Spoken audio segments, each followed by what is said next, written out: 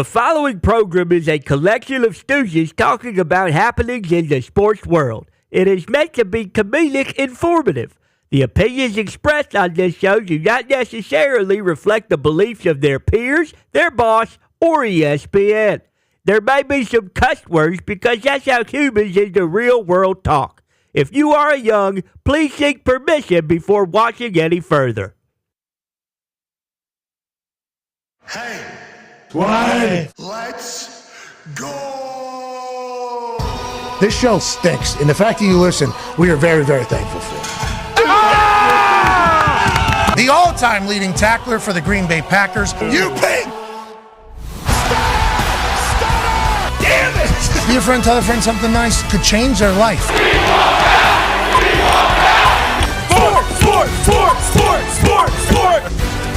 Hello, beautiful people, and welcome to our humble abode, the Thunderdome, on this Overreaction Monday, October 8th, presented by Verizon. This sports program starts now. Football! Happened all day yesterday, all day Saturday, Friday night, Thursday night, and will continue this evening as Week 5 of the NFL season wraps up on ABC and ESPN. The Raiders and the Packers will do battle in front of Joe Buck and Troy Aikman, and we will obviously all watch. Got some big storylines brewing right now in the NFL. The Niners, Yeah. hey, we're talking about maybe one of the greatest teams to ever enter the NFL. This quarterback, Brock Purdy, is seemingly unflappable, unstoppable, and this man completes every single ball with a team around him that is loaded with downs. One of which, George Kittle, who scored 3 touchdowns last night, will join us in about an hour and 9 minutes. They seem to be the team but how about the Miami Dolphins, who are all the way back after railroading the New York Giants, who now have a hurt quarterback with a neck injury. We'll talk to Adam Schefter in about 29 minutes about that. But we got storylines developing all around the NFL, and yesterday's football was superb. The Toxic Table is here at Boston Connor and at Ty Schmidt. One half of the Hammer, Dahn. Cowboys Tone Diggs is here, and 9-year NFL vet, a man who's played every single position in the secondary, Darius J. Butler is here. But let's just dive right in because it's Sunday Night Football and it's the best team in football right now in all of our eyes. Yeah. The San Francisco 49ers are awesome to watch play football. On offense, this Brock Purdy fella is cerebral. This dude is methodical. He's matriculate. He makes the best decisions and he can put the ball in an actual keyhole. Whenever he is deciphering what defense you're running, he seems to be smarter than you are, more athletic than you think, and he can put the ball wherever he needs it to be. The weapons are in abundance. He said last night George Kittle got his 3 touchdowns, and today, George Kittle's birthday. Brock Purdy got him a nice little birthday gift, but that ball to Ayuk right there, and other balls to Debo. What Purdy's able to do with this Shanahan offense with Christian McCaffrey in the backfield, so the box has to respect what you have in the run game, is I don't know how you're going to stop. And then on defensive side of the ball, Fred Warner was actually everywhere. I've never seen a man have the capability to be on 53 and a third wide and 100 yards this way and make every single play seemingly all the time. He's not the only one. That guy who's lead blocking him right there, trying to take on offensive lineman, Hufanga, he's all over the place as well. D-But, what is the weakness of the San Francisco 49ers team? And is this sustainable for the entire season like it was the back half of last year until the injury bug grew into an injury shack and crushed their entire team in the NFC Championship? That's the only thing, health, knock on wood. That's the only thing that can possibly slow this team down with what they've shown in the first 5 weeks. And Brock Purdy, you know, not prototypical, not what the player you would build on Madden, but this guy, he does everything you want at the quarterback position. Nick Saban was on here a while ago. He mentioned a quarterback should be a point guard. He's the epitome of a point guard out there. Just every throw, people pick at it, oh, this roster is so good around him and this. We've seen other quarterbacks in his offense, and we've seen him not be able to get over the hump. He seems like the guy that can get him over the hump. Just unbelievable with his accuracy, his athleticism, everything. And obviously the guys around him are doing their part too. You were saying earlier, if this guy was a top 10 pick and had the hype coming into the NFL that other guys have, we'd be talking about. Absolutely. Is it MVP, obviously. Is this the guy? Patrick Mahomes is supposed to be the guy that's going to beat Tom Brady, and maybe that'll be the case, especially with, they just get wins. It's crazy. You know what I mean? They just get wins. And when Travis Kelce, low ankle sprain, I do believe is the official diagnosis, him coming back on the field, as soon as he gets back on the field, it's just like Patrick Mahomes and him are playing pickup basketball in the NFL against people. But if Brock Purdy had a little bit more hype coming in and we knew who he was, not that we didn't in college, shout out Iowa State, go Cyclones, but in the NFL, nobody had any expectations for him because none of the scouts had any expectations for him. So us as fans, we go, you know what? 32 NFL teams, big brains, are going to tell us who has the capability to be in the NFL, who does not. Normally when you're Mr. Irrelevant, the last pick, every team has passed on you, obviously, numerous times. So fans' natural reaction is this guy isn't supposed to be in the NFL. That's why there's lower expectations on 7th rounders, 6th rounders, because we're being told there should be lower expectations. If that lower expectation, though, works against you a little bit whenever you come out and absolutely slaughter, because everybody's waiting for the other shoe to fall on us. Everybody's waiting for, well, how was this guy not too long ago told that by every NFL team, you will not be a good NFL player numerous times. Boom, boom, boom, boom, boom. Well, I think everybody just missed. And I think Kyle Shanahan is incredibly pumped and thankful for that. Because with Trey Lance sitting on the other sideline, I think that's kind of the cut to the statement that anybody could do what Brock Purdy's doing right now in the Shanahan offense. Because there's been other people that have been in that offense and have not had success. One of them was actually on the sideline for the other team after getting traded up to get drafted at number 3 overall.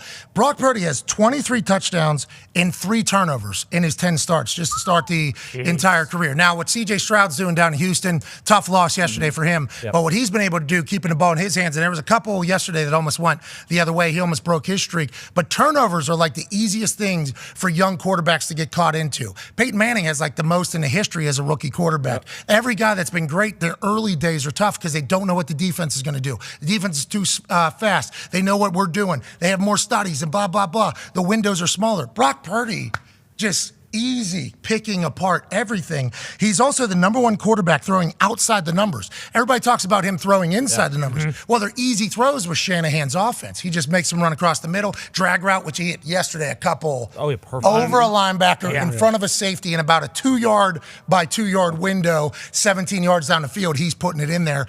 It is fantastic to watch. He's not getting enough credit. There was a question, should he be in MVP consideration? Yeah. I'm thinking he should, Con Man. Why does nobody respect him? Because he looks like a guy that if you were to go to a McDonald's, might be ordering a double cheeseburger right next to you. Looks like a guy, if you were to go bowling, he'd be hanging out with his boys right next to you at some time. He'd be walking around the mall. You could see him in a parking lot. Average looking guy, I think. That was a great way to describe him. Nobody's building Brock Purdy on Madden. No. When you can create a player, nobody is creating Brock Purdy. Never. But Brock Purdy has done nothing but play better than all those created players that have been made on Madden. I love this dude. I love his story. And I like that because San Francisco's taxes and prices are so high, this dude still has a roommate. This guy still is living with a roommate as an NFL starting quarterback. What an incredible story. And I don't like that not everybody's all in on him. But when that comes, then inevitably people will start hating him again. But he has been phenomenal out there in San Fran. Yeah, he's unbelievable. And you mentioned the roommate. I believe he also lives with his fiance, so he's got 2 roommates, which is hilarious because he is a top 5 quarterback in the NFL. I think mostly that everyone has a problem with is they just say, okay, well, it's Shanahan's system. You give any quarterback, Kittle, McCaffrey, Ayuk, Debo, they're going to have success no matter what. But I don't think anybody can just walk in and do what he's doing because of the amount of success. Like you just mentioned, 23 touchdowns and 3 turnovers. Is that what it is? That's unheard of. And it was said earlier on Get Up that Mac Jones could do what Brock Purdy is doing. He could have success, but I don't think that any quarterback can just come in and do what Not Brock even Purdy's close. doing. So this is the part. This is the thing right here, okay? Right here. It's like my head, a little bit larger than others. AJ's head, a little bit bigger than all of ours. But the gap in between your ears is what separates. There's a lot of people that can run really fast. There's a lot of people that can catch footballs really well. Hell, in my world, there's a lot of people that can kick balls really far. But when the moment comes, in between your ears, can you decipher where, when, and how you need to do what you do? That's what separates the bad from the good from the great, and the great from the I think Brock Purdy is in. He makes every right decision, seemingly, and that's not something that any quarterback who can throw a football can do just because they're in Shanahan's offense. No, and it is, it matches up. So good coaches, I always say good coaches make good players. So Shanahan's system, it helps. The talent helps. That's what the front office is supposed to do, get talent in there around your quarterback. That's what a good play caller is supposed to do, know what type of quarterback, what type of weapons they have, and get them involved. But like you said, between the ears, The quarterback, they have to get answers. They got to get answers pre-snap and then post-snap. Okay, damn, my guy's not there. I'm going to break the pocket. Let me roll to my right. Let me roll to my left. This play was for C-Mac or Kittle. Let me go to Ayuk and make an accurate throw across the field. So, yeah, you can dial things up, but you still need to have those answers. All the great quarterbacks, Joe Montana, he had Bill Walsh. Right. Peyton, he had a bunch of great guys. Right. Belichick and Brady, they had great guys on the offensive side of the ball. Charlie Weiss, Josh McDaniels, all these guys did a great job calling Charlie plays. Weiss used to house bacon sandwiches. Oh, yeah. Used to. I heard he housed bacon sandwiches. Legend. Thought he still Like is. 100 pieces of bacon, 2 pieces of bread. Oh, yeah. Good morning, I'm Charlie Weiss, is what I heard was actually happening. And that didn't stop. From what I've been told, even got like the lap band. The lap band surgery because people were like, hey, we need come on, we need you around longer and everything like that. And I guess he made the decision to do it. I guess the thing that defeated his lap band was a bacon sandwich with 100 pieces of bacon in it. Hey, a lot of wins under that bacon sandwich. He's living. Yes, he is. Charlie Weiss is absolutely living. But you're right, big brain human that we forget that was up there with Tom Brady at the time. And I think we should compliment Shanahan's offense. Like this dude grew up in the NFL. Yeah. And obviously his dad is an offensive mastermind as well. We all remember what the Denver Broncos were able to do and the way they used to run and scheme their run to take advantage of people then. He has evolved and made it even better now. So we're not saying that Shanahan isn't a reason for Brock Purdy. Absolutely. But I think we're all kind of sick of people saying he's the only reason that Brock Purdy's doing what he's doing. And if you're a Niners fan, you got to be incredibly jocked about how this season has started. On the flip side, if you're a Cowboys fan, oh boy, buddy. Somehow on First Take, I've become the face of Cowboys fans. What? Because Stephen A and Unk, like they are dancing because of how bad the Cowboys did last night against the Niners. And the Niners are going to do that to a lot of teams, I think, just so happen to be on prime time because the Dallas Cowboys are always on prime time.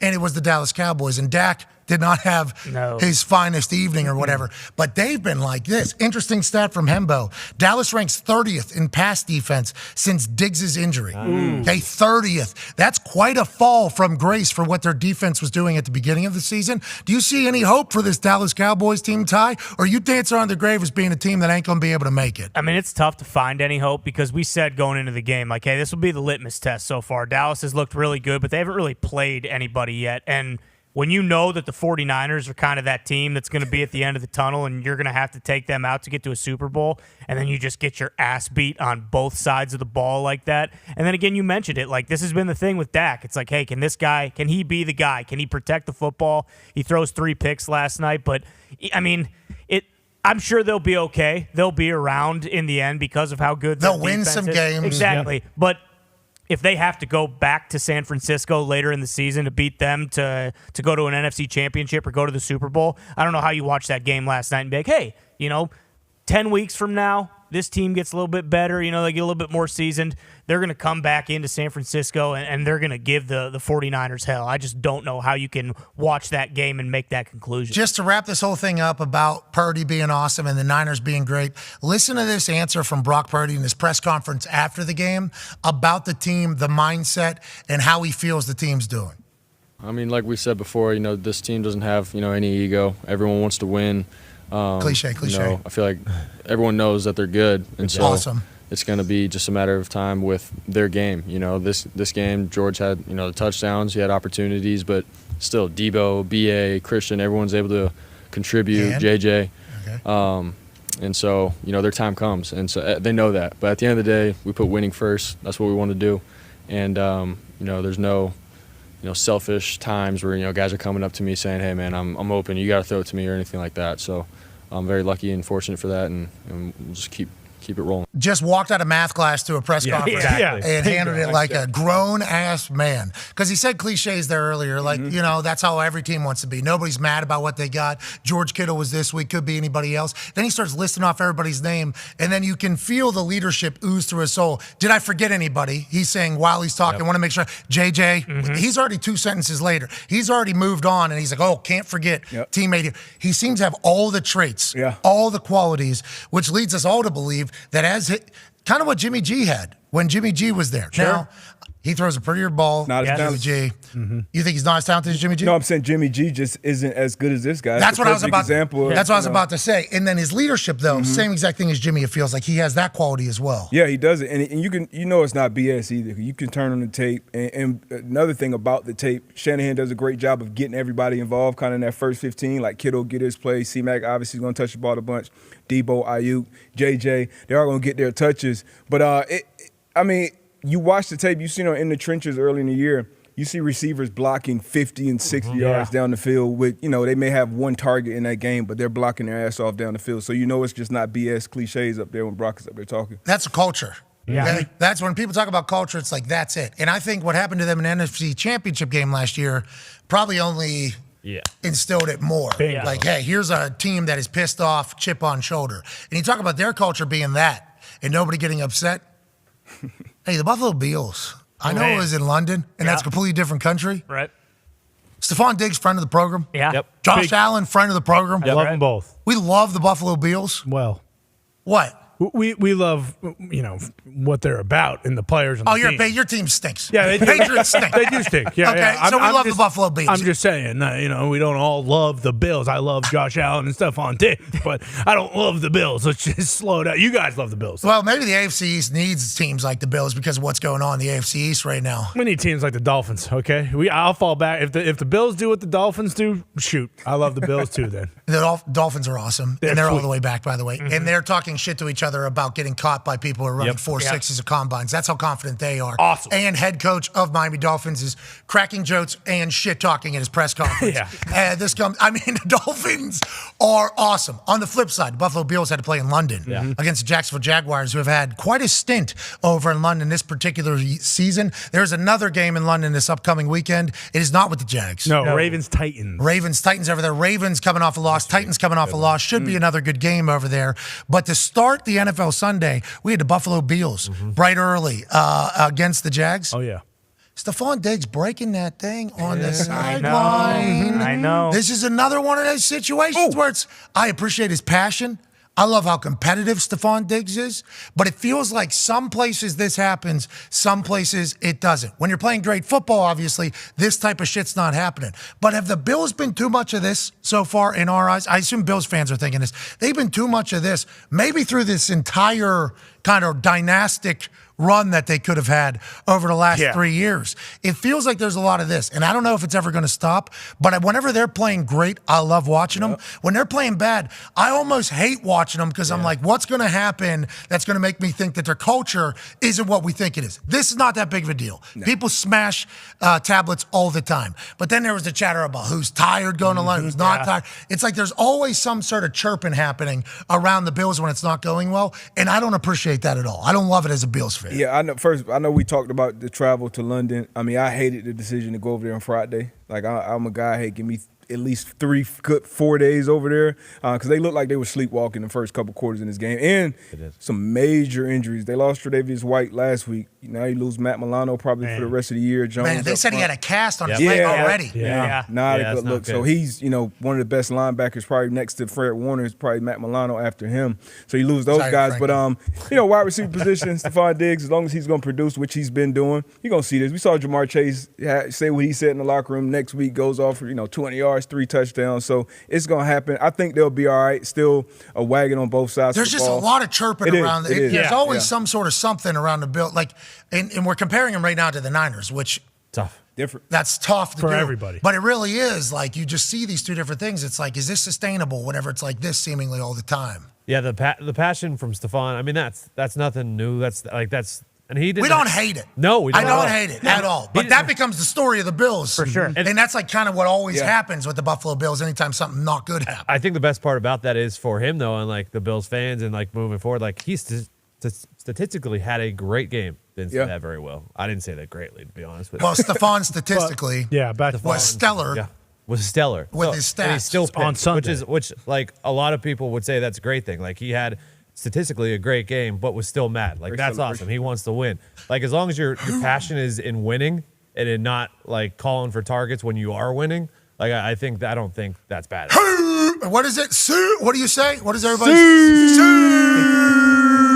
Who's that? That's Ronaldo? Cristiano. Have we seen him play soccer one time since he went to Saudi Arabia? He is running it up in Saudi Arabia. Haven't seen one single. You know why? Because the McAfee train came to the United States. Unfortunately, eliminated from the making the MLS playoffs this weekend. Who? The Miami team? Inter Miami, yeah. Messi got hurt. It all went downhill. Oh, I thought they had a good culture, too. They canceled the season? No. Yeah, Are they still doing the playoffs? Oh, yeah. No, they're Why? not. No, they're not. Why are we still doing Sounders, the Timbers, all those squads are still okay, going. if the Sounders are in there, Never mind. we know they'll get after it. Who else is actually in there? The Revs. Atlanta. Columbus is very good. Cincinnati is very good. Are the Pittsburgh Riverhounds in there or not? No, they're in the They're in that fake league. That's not the MLS. Whoa. Let's not get off track here. Same league as in the Just 11. saying. NASL. Who? NASL, I think the Riverhounds are in. They need to be in there. that? Nasal? It's almost the MLS, which needs to happen next Right. year with Pittsburgh Riverhounds. Nonetheless, Messi's not there. They should think about postponing They it. should.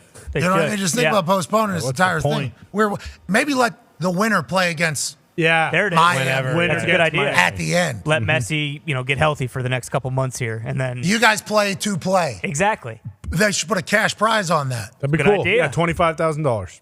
each player. Oh, well, it'll probably be each team just because the MLS. Whoa. No, they're spending big money. On, kidding me? on Methie. Methie's not playing. Suarez is coming to town for Inter Miami shortly. He's out of contract. He's so. the guy that bit a guy right in the yeah, face. he's the biter. He'll Yeah. score My about type of 50 guy. next Hey, year.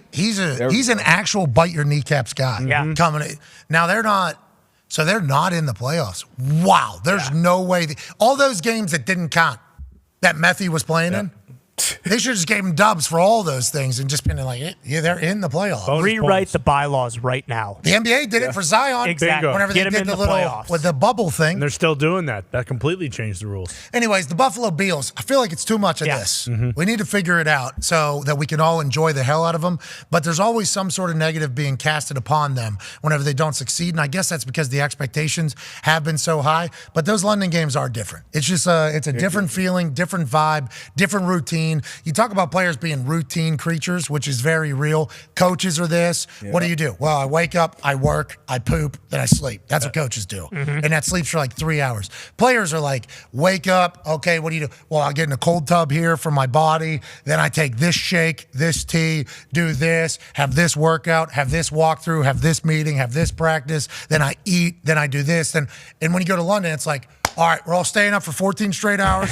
We're powering through the time zone change. We're trying to get adapted in 24 hours. We'll be playing at 9:30 our time, local AM. Going to try to get off that, then we got to get back into it. So I don't want to say people are mentally weak if they can't handle it, but with the way these humans operate, most of them, it is a complete shock to the system going over there. The Jags, I think, have a lot of a pretty big advantage because they've done it so many times, but staying for a week over there too can be a distraction. But for the Jags, they've been there, done that already. You've already experienced it. The Miami players don't get the Miami flu. They're not worried about Tootsies because that's there in the offseason. They live in Miami. That's lunch. Vegas, exactly. Vegas players aren't worried about the Vegas flu because they live there. They've already been through it. It's like Jacksonville has that advantage in London because they've already done it. We've already experienced it. We've already been to the pub. We've already done the meet and greet down here. We've already walked through town. There's just a lot of potential distraction. And I know nobody likes to make excuses, but it is tough to judge teams strictly off of London games. Yeah, no doubt about it. And then did you hear what Goodell said while he was over in UK? They talked about we wanted to see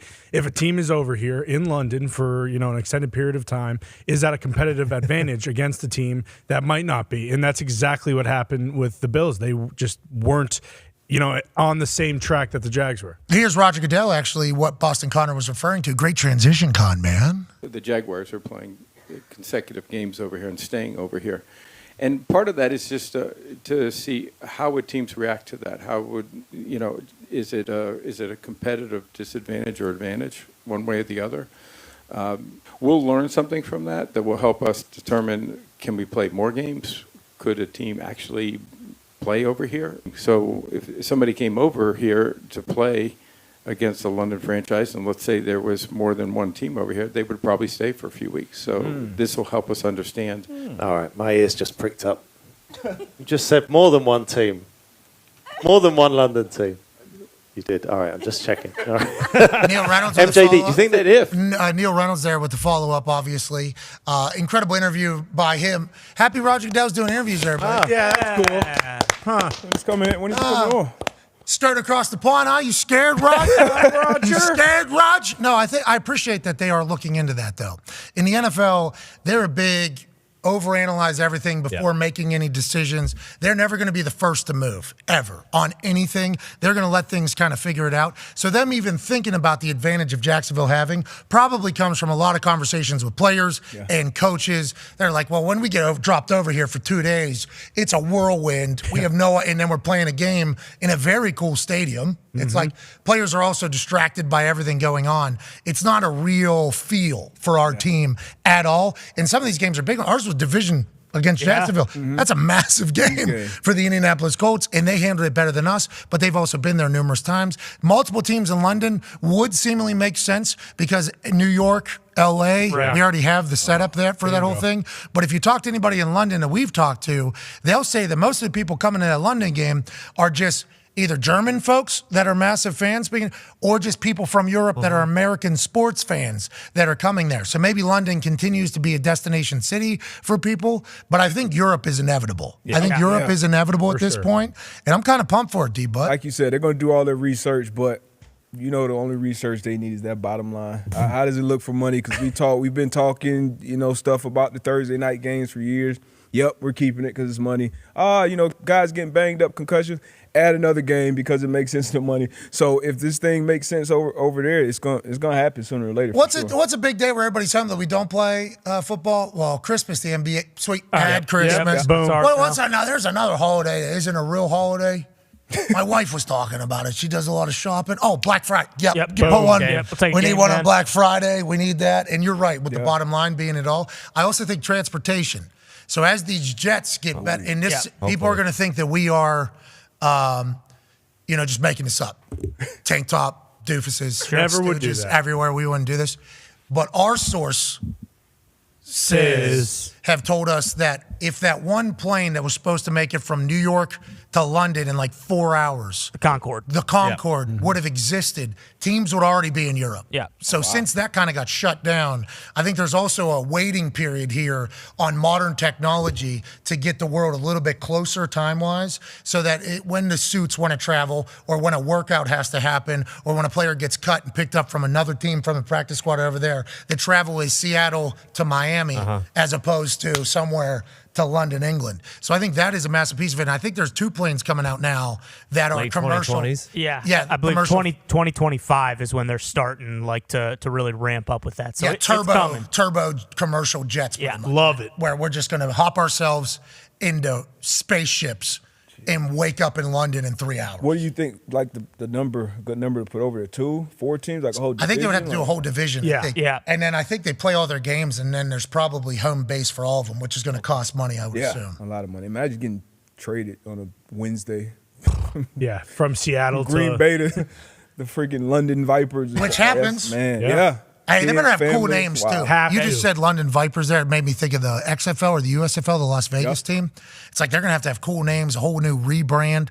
When does the NFL want to go into expansion? That's a whole nother – because it's pretty good right now. But expansion, more teams, more games, more money.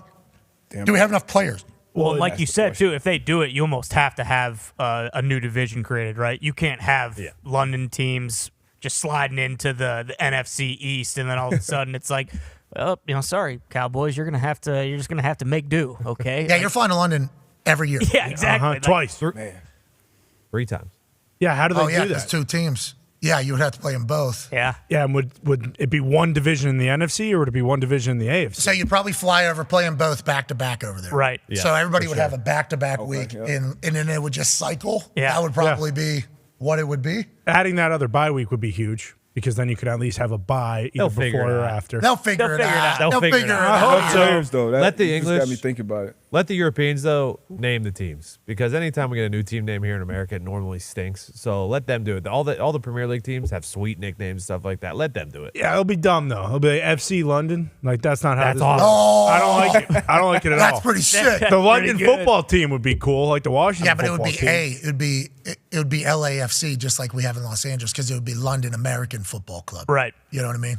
Because it's not just I mean, DCFC was going to be awesome, and they blew that one. completely. Still available, though. Still available. What is Josh going to do? Yeah, What is right. Magic Johnson going to do over there with the new name? Let's talk about another big-time game. The Pittsburgh Steelers beat the Baltimore Ravens in a classic AFC North rivalry game that showcased two defenses doing their thing. An inept offense coming up with a massive play, shout to the quarterback, and then an offensive coordinator not being thrilled at all. Let's just go through the series that won the game for the Pittsburgh Steelers, then we'll dive into Tone Diggs' thoughts. Here's Kenny Pickett on a 2nd and 9, right near field goal range, down 2, minute 33 left in the game. Listen to what Kenny Pickett's doing here as a professional quarterback in his 2nd year starting for the Pittsburgh Steelers. Long enough, he knows how to play the angles and the wind you would expect. And right now, Jalen Randy check. Randy. I believe that's Randy Moss. And the Randy Moss check is George Pickens got one-on-one at the bottom. And Kenny Pickett says, give me that. And Pickens and Pickett, who had the number 1 QBR together in the entire NFL last year, put a touchdown on the board, the only one with 1:17 left in the game to take the lead over the Baltimore Ravens. And obviously, TJ Watt would go on to take over. But when that touchdown happens, they actually have a shot in the offensive coach's suite, pretty much. Matt Canada, the near one here. Touchdown happens. Look at the boys. Hell yeah. Look at Matt Canada. Something good just happened on his offense. He has no idea. And I don't know if he's upset because the Randy check came and that wasn't the play that he called. And he maybe, we left too much time on the clock. But nonetheless, the fans in the stands didn't even get a chance to see that Matt Canada had no reaction when the biggest play of the day happened to potentially win the game with an offense that he's calling, that the quarterback made a check. Here's another beautiful chant from the people in Pittsburgh.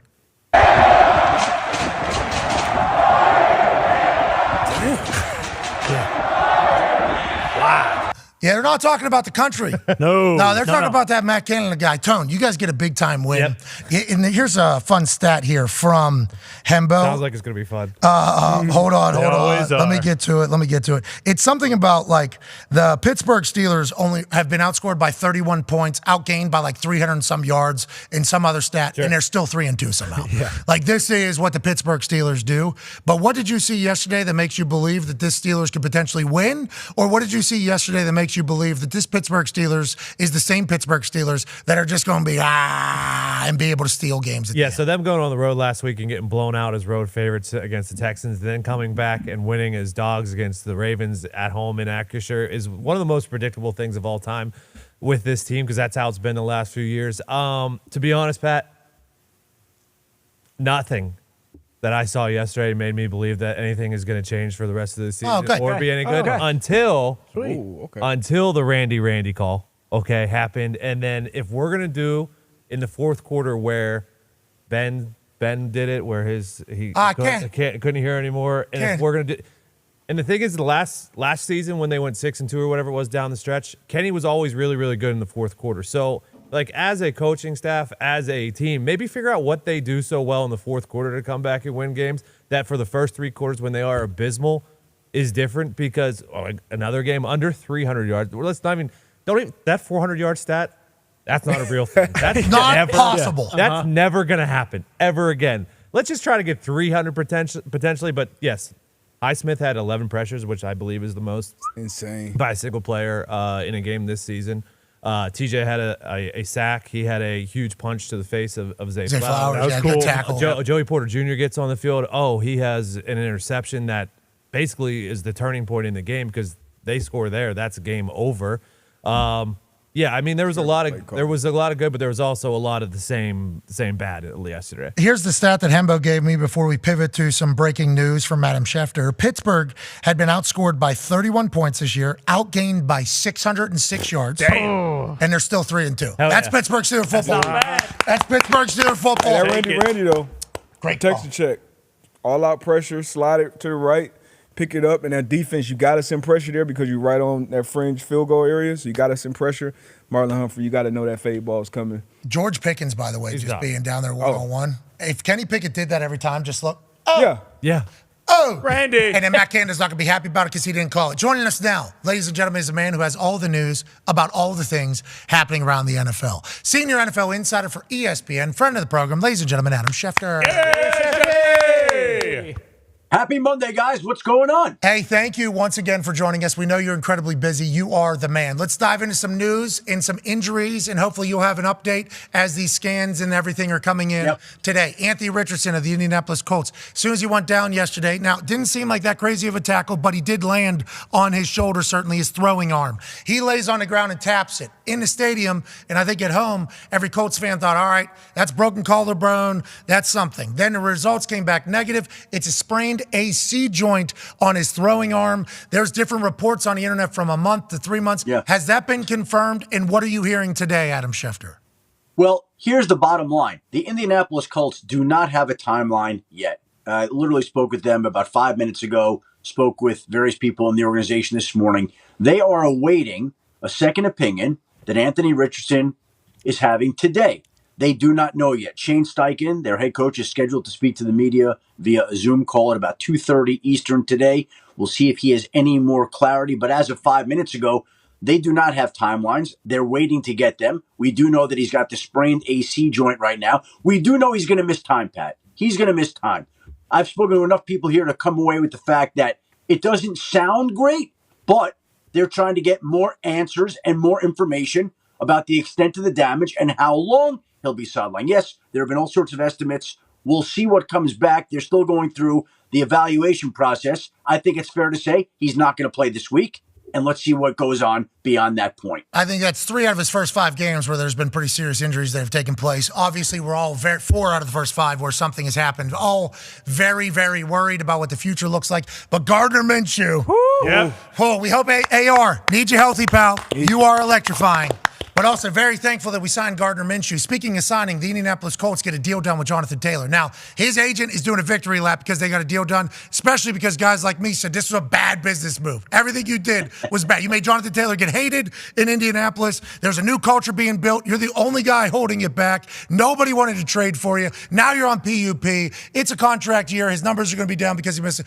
None of that matters. Malky and JT get a deal done somehow in the face of adversity through the public and behind the scenes. How'd this come together? 2 years, $26.5 million, pretty much guaranteed for him. And what is the plan now with him? Because it feels like they're going to just try to work him back as Zach Moss, who's been running back for us the first 5 weeks, continues to explode. See, a couple of things here that are interesting and instructive, I think. We've seen a number of situations unfold this year with various players. We go back to last year, Deebo Samuel saying that I'll never play for the 49ers again and doesn't want to play and wants to be traded. We see players all the time go combative against the team. Agents come out. Agents' jobs, Pat, are to get the deal.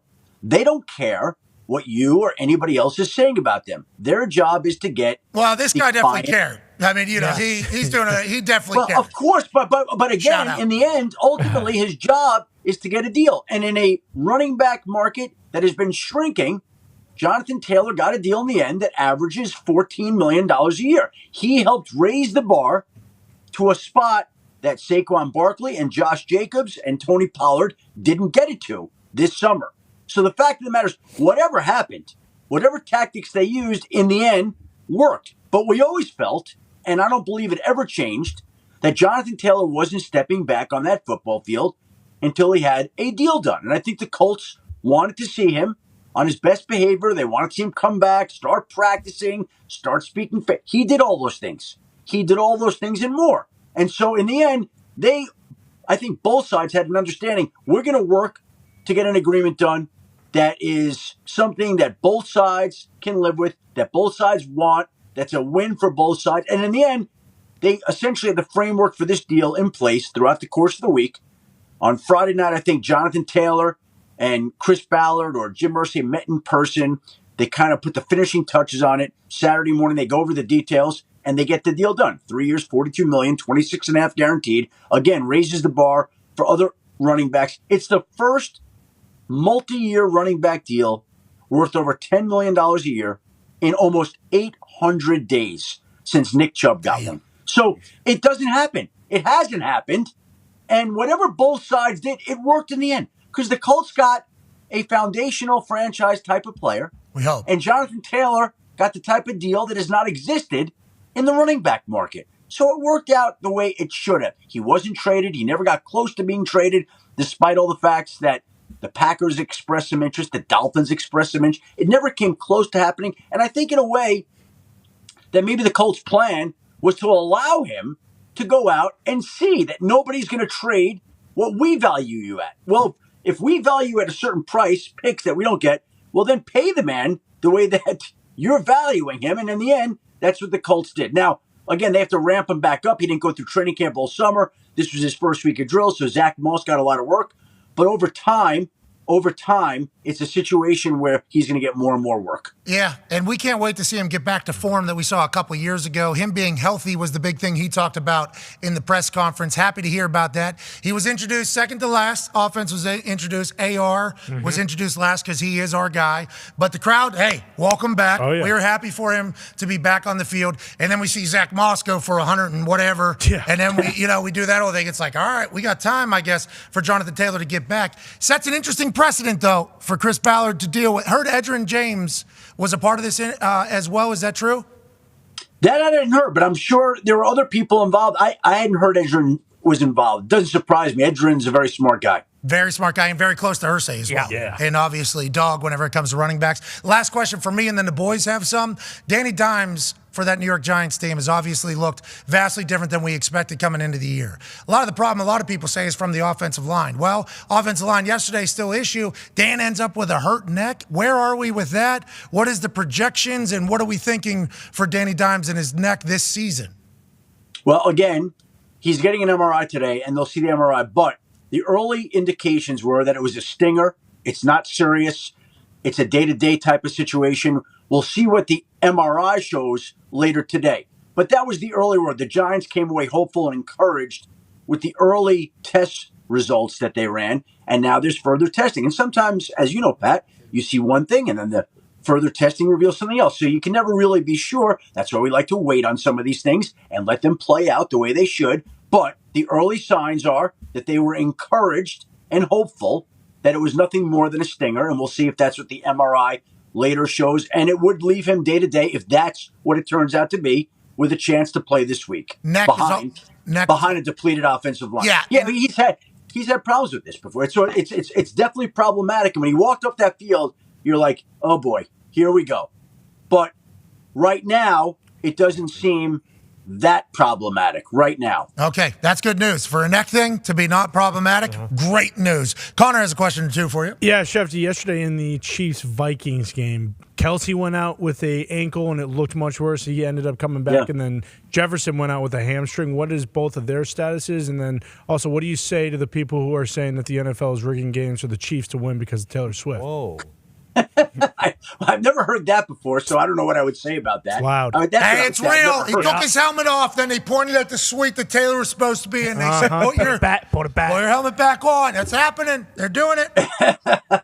Yeah, I'll tell you what, the NFL scriptwriters did a heck of a job writing Taylor Swift into the script for this year. That was excellent, whoever did that. Justin Jefferson, hamstring, doesn't finish the game. That's not good. Going through more tests today. But look, when you leave the game and have the hamstring injury, I think there's a chance you're going to miss some time, depending on the severity of it. Kelsey, he's a warrior. He obviously goes out, hurts his ankle, comes back in, fights through it. The issue there is that they're on a short week this week. Thursday night game against Denver. So we'll see whether he can continue to play through that. Sometimes after the game, adrenaline wears off and then some of the pain and other issues with the injury begin to set in. But the fact that he came back, like he went out of that game, initially it looked like non-contact. You're like, oh boy, was it his Achilles? Was it worse? He goes down on this particular play right here. You can see just slips on the turf monster, grabs the Achilles, gets up, is unstable when he gets up. It didn't look great, right? So you're like, this is going to be bad for a veteran tight end, but that guy's a warrior. Not only came back, but caught a touchdown, played well, helped the team put away the win. So I don't care what the guy had. He played with it, played well, and we'll see if he can make it back now in a short week. I appreciate his first play back. He was blocking. Mm-hmm. You know what I mean? Like, not a big blocking guy, but then they have him on the sideline. No, you're not allowed in. You're not allowed in.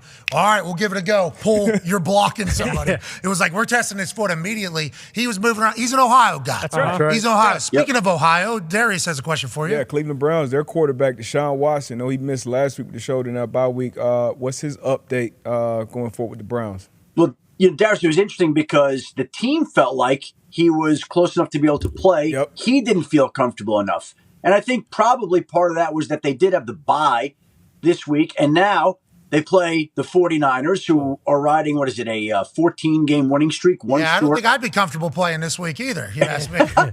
I think Deshaun thinks of it like, I want to go out there and play.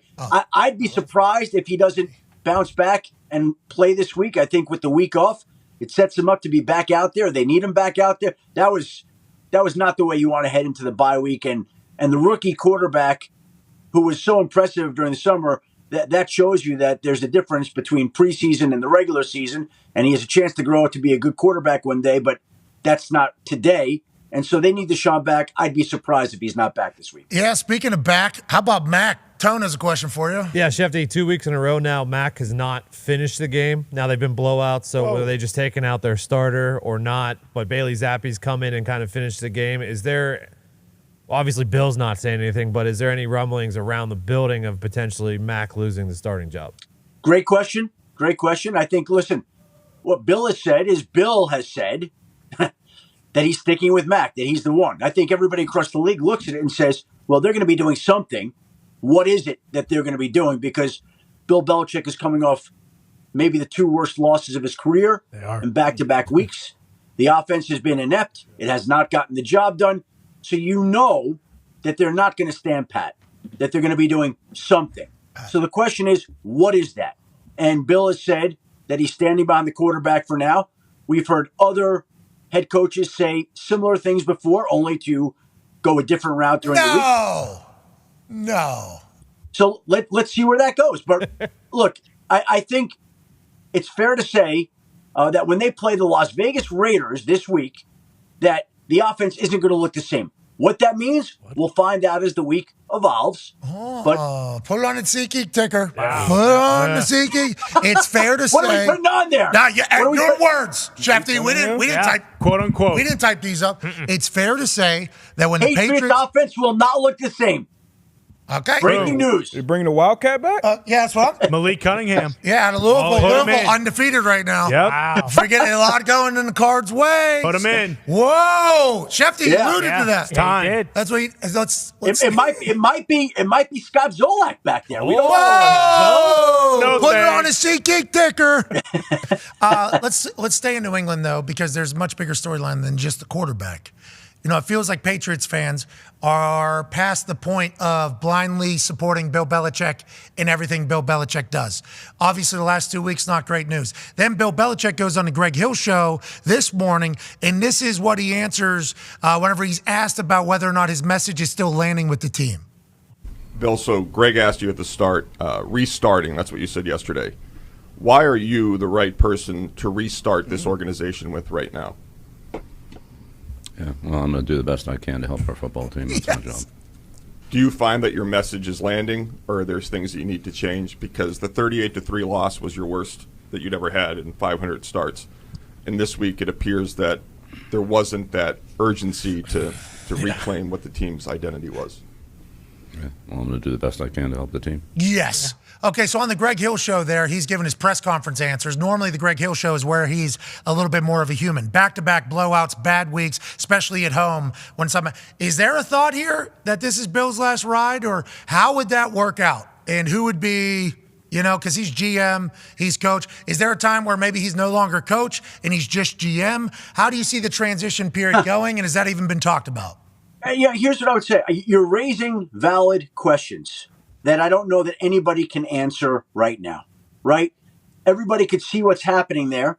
Nobody knows exactly where it's going to go and what's going to happen from there.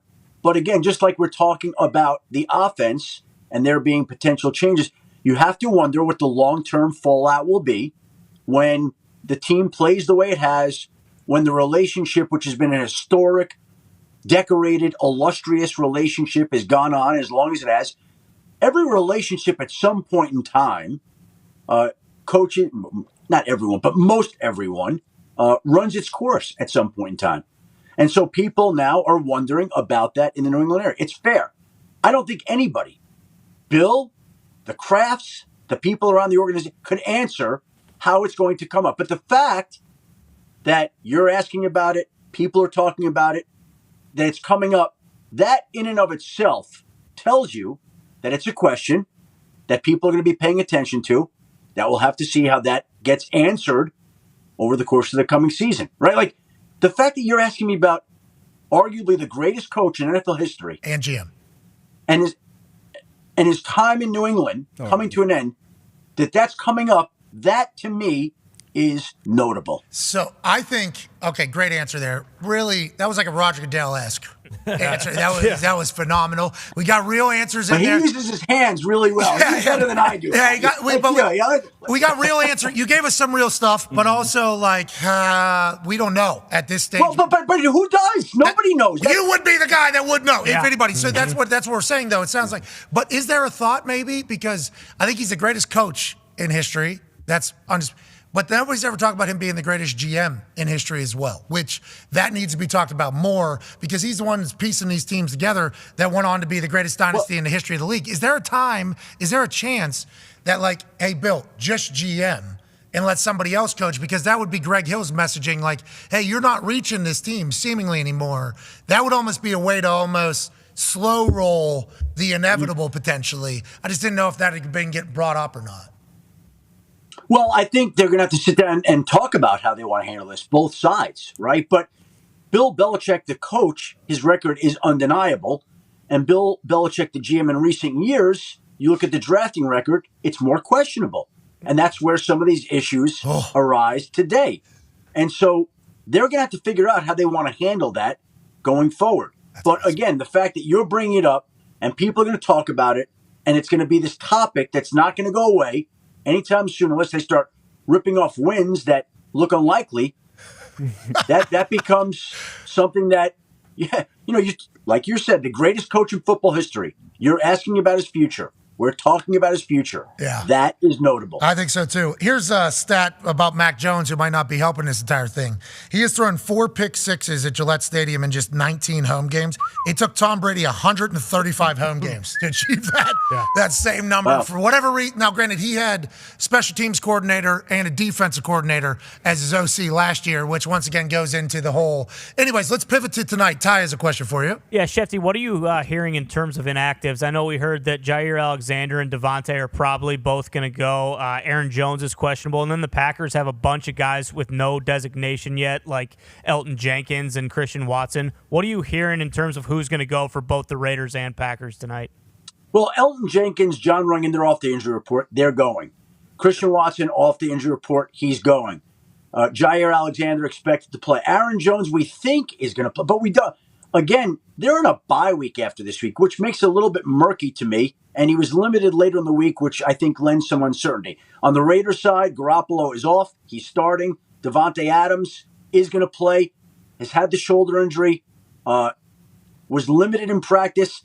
The sign, he did a sit-down interview with Larry Fitzgerald for Monday Night Countdown, the pregame show tonight. You're not doing that sit-down interview in a game you're not playing. So he has planned to play in this game against his former team all week long. The plans have been in place. The better question, the more significant question is, okay, is it going to be a full workload? Is he going to be fully effective?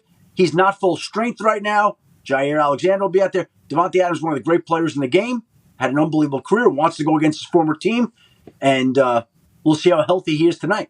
How's that sit-down going to be? Larry Fitz, is that what he's Not bad, yeah. Fitz down there breaking it down. I love everything about it. Hey, good luck tonight. We can't wait to see you on TV, pal. ABC as well, huh? You guys going to be on ABC tonight as well? Ooh. Whatever they tell us to do, we'll be doing that, Pat. But looking forward to it. Be a fun night. Hey, I'm just sitting here like, hey, I got a call this morning. I'm like, are we doing the McAfee Show today? They said, no show. So I said, okay, great. So I'm sitting in my home office. I got you on in the background. You come on, and you're like, Adam Schefter will be doing it.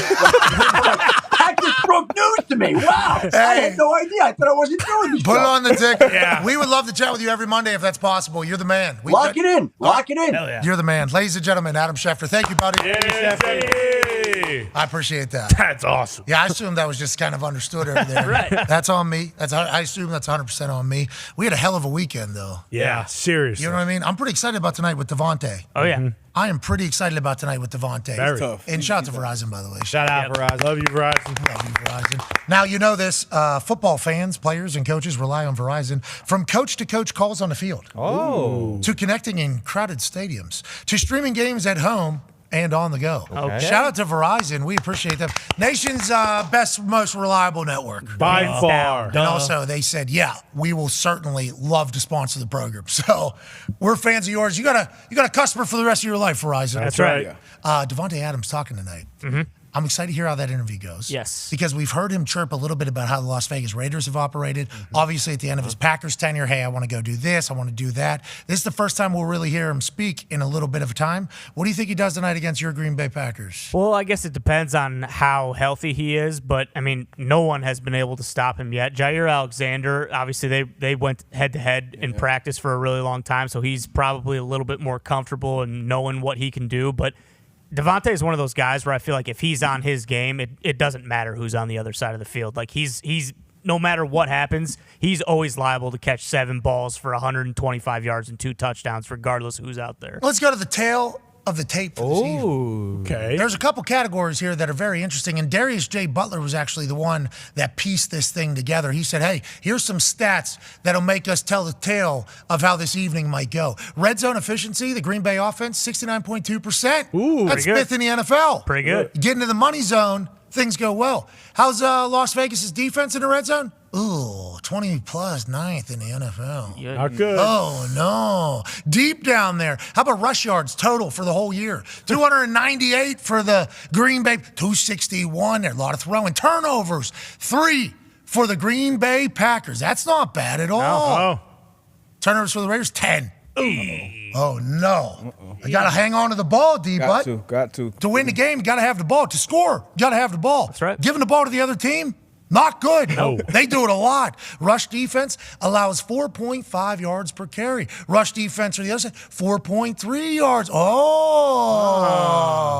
Is this going to be the weakness? How about the quarterback pressure? 22 pressures versus Detroit. 30.7% of the time they're pressuring the quarterback. That's 32nd in the NFL. So Jordan should have time tonight. Yeah. Is what I'm saying. Should be on Jordan's arm tonight. Does that make you feel good or bad after reading this particular set of stats for the tail of the tape? It's a little bit of a mixed bag because, again, if Aaron Jones doesn't go, I don't love just having to rely on A.J. Dillon to kind of be the sole guy when they haven't been able to run the ball at all year. And it seems like this is kind of the Packers' MO. Hey, Raiders haven't been able to run the ball at all. Josh Jacobs is very, very good. He's one of the 3 best running backs in the NFL. In a bad world, the Raiders are going to rush for 250 yards tonight, and that's going to be why the Packers lose. It'll be interesting because they talked about the Packers' rush defense all season long, and you can't keep doing the same thing over and over and over again. We'll be able to see if Josh Jacobs can finally get going tonight, and because he led the league last year. Now they stink at it. Josh Jacobs leads the league last year, doesn't get a deal, gets a deal done. Now he's back, can't run. Yeah. No. A lot of chatter around the Raiders, though. Remember? Yeah, oh, yeah. All these teams have a lot of chatter around them. You wonder how they're able to win games. Some teams are able to pull it off. No Chandler Jones on that Raiders defensive side might be an issue as well. Certainly helps. Especially without Bakhtiari playing. Right. We're in for a good one tonight. I think so. All right, hour 2 is on the other side of this beautiful break. AJ Hawk will join us. See you then. Nailed it. Hell. We're massive fans of yours, and obviously we haven't got a chance to chat with you since that mustache has become a thing. How has that not been your look forever? It looks right at home there. You look good. It's a missed opportunity, but I'm trying to make up for it now. Do you feel like a better coach with that mustache, or anything changed? Yeah, I feel like, better at everything. When you walk in places, I mean, it's just like the doors get open for you. They're going to come right to you at the bar. You get the first table. Something about it. I don't know. People view you different when you walk in there and you're rocking a stash. You a little worried it's going to make you soft? No, if anything, I think it gets your T levels up. I think my T level's growing up just looking at it, so I couldn't even imagine Marine Dad. Shout out to him, you know, for serving the country and doing what he did with FedEx. Amen. And then the Vegas thing, that's real. He went to Vegas. Real. What happened? Real. They didn't think they were going to be able to make the payment, and so he went out there and I think he played blackjack for 18 straight hours.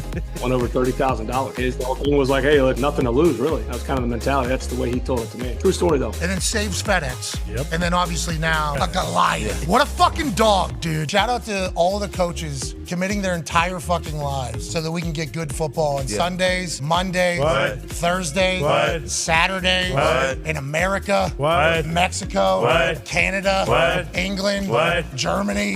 How do you feel about all of this? Best thing anybody wants to watch live now. Look, if you don't want to do that, then don't sign the contract. Where the money's going in the game, it's growing. When things change, you may give your opinion, but once the rules are made and that's what it is, if you don't like it, then don't do it. I just think you waste your time. Like, we're going over to London again this year. We did it 2 years ago. It was awesome. I'm just trying to figure out, I'm still wondering what your record has to be to get knighted.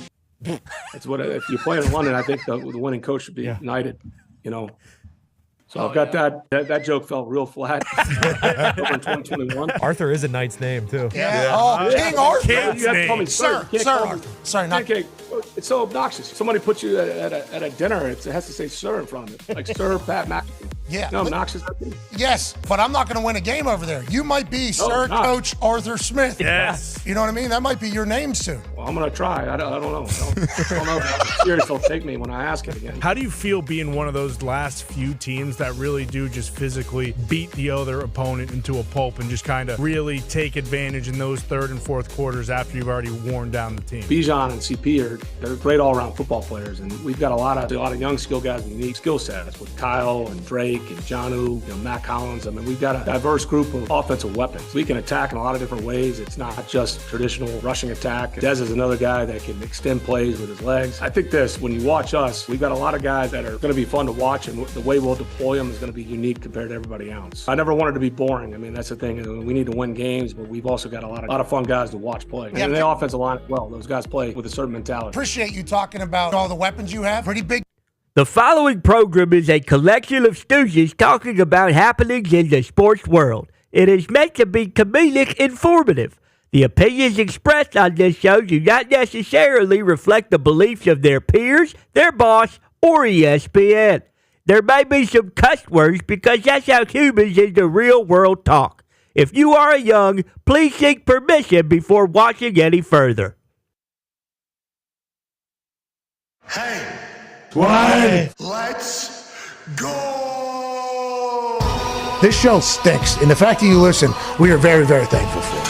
Ah! The all-time leading tackler for the Green Bay Packers, you pig! Damn it! Be a friend, tell a friend something nice could change their life. Sport! Hello, beautiful people.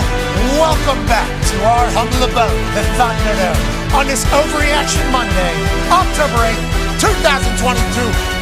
Hour 2 of the program starts now. Football! There's a mistake. That's on me. The Talks Table is here at Boston Connor and at Ty Schmidt. One half of the Hammer, Dahn. Cowboys Tone Diggs is here. 9-year NFL vet, host of the Man to Man podcast and everything DB. Darius Butler is here. And joining us live from an attic in Ohio is a man who called the Red River Rivalry this past week. Yeah, he did. That's right. Hell yeah. A man who was live from the Texas State Fair. A man who had his name chanted in Texas no less than 50 times over the last 3 days. COVID survivor, father of 10, president of Ohio, the all-time leading tackler for the Green Bay Packers, world champion, AJ Hawk. Yeah. AJ, how are you, pal? I'm doing well. It was a heck of a weekend. I know you were pretty busy. Yeah. It looks like over the course of the last few days. I had a pretty good little run there on Saturday. You know, that's one of those things where you get asked if you want to do something. It's like, okay, overexposure, real thing. You know, people are starting to really hate the old stooge in the tank top. But with that being said, get to do game day from the Texas State Fair, get to call the Red River Rivalry, yeah. And then also, hey, you want to go cut a promo? First time since you've been in WWE that we've been in Indianapolis for everything. Do you want to? Yeah. I'm thinking I would.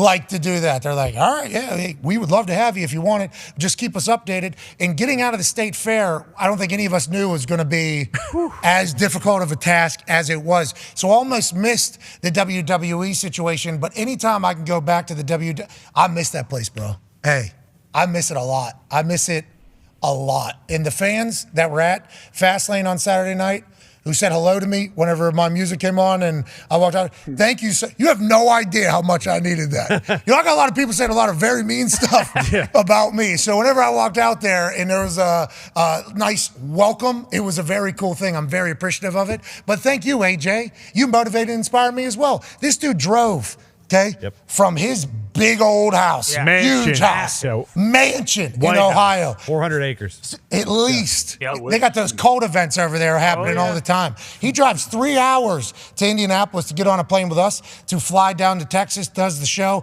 does his thing. Next morning, wakes up, does his thing, drives all the way back. We appreciate your commitment. Way to go, Hawker. We appreciate your commitment. You did incredible. Now let's talk about football. What did we learn about the Niners last night that made us say, is this the best team to ever play football in the history of the NFL, AJ Hawk?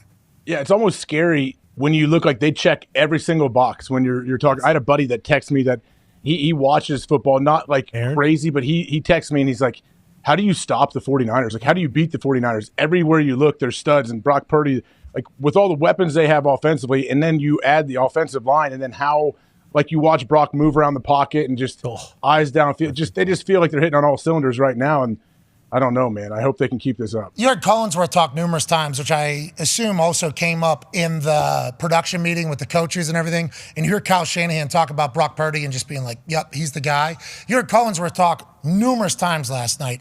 The way he processes defense and gets through his reads before it even, like most young, he's only 10 starts. Okay, a regular season. This dude's still a young quarterback, considered by all accounts would be, hey, let's see if this guy still got it time if he was a top 5 pick for the San Francisco 49ers. Instead, it's the complete opposite. He knew as a 7th rounder, Mr. Irrelevant, when he got his opportunity, he was going to have to make the absolute most of it to be a professional quarterback for the rest of his life. Unless he wanted a one-way ticket to the XFL, the USFL, or the CFL, he was going to have to make the most of his opportunity as soon as he got it. And he has done exactly that. From jump, everybody on the team has been better since he has started for them. That throw right there is absurd. Third down in a bucket, 17 yards down the field, over a linebacker, between a safety and then he does it again. I mean, it's nonstop. And then everybody talks about how he can only throw over the middle. His numbers outside the numbers are like the best in the league as well. Everything he does is great. And in the backfield, seems to be a machine. This dude's taking big shots. Last night, Hankins was stepping on him while standing up, putting his thing on him while he was standing up, extra mushes on top of this guy, and he just bounces up. One time, his neck got twisted, and you saw him do like this like 2 times. And I was like, is this robot about the dysfunction right now? And no, he's right back at it. They can feed Christian McCaffrey into a oncoming traffic, it feels like. He'll take it, stand right back up somehow, and next time he'll jump over all the cars. So you add that into the piece that they have to load the box. Then you put in the factor of the scheme with a lot of eye candy, and then you got a quarterback who's seemingly a genius.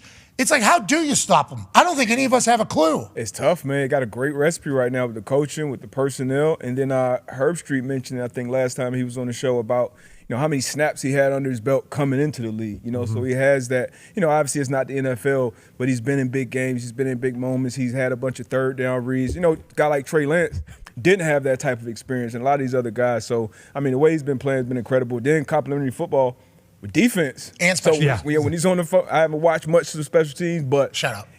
Handing the ball off to Chris McCaffrey, dumping it off, keeping the clock. They do matter. They always matter. They show up when they show up. Do you know that? You're damn right. Thank you. Echo that sentiment. Having that defense be able to rest and then get on the field and kick ass, man, it's a how do you stop him? AJ, Mike for the Green Bay Packers, all-time leading tackler for the Green Bay Packers, love linebacker football. Fred Warner is hysterical. This dude's a psychopath. He is all over the place. He's bigger, stronger, and faster than you, and he chirps, and he seems to have a bigger brain than you. This dude's playing his best football, or just last night a show. What do we think about Fred Warner being the guy that he is, AJ? What I mean, we've been talking about it for years on what Fred Warner can do. It's awesome to see him do this, especially in a primetime game. It seemed like all of their stars really stepped up when you need them, but that's kind of every game for the 49ers. But, man, like, when they just over and over, so many plays they show Fred. Obviously, he's running middle read. He's covering a wide out 80 yards down the field, forcing the high ball, thrown out of bounds. Like, everything he does,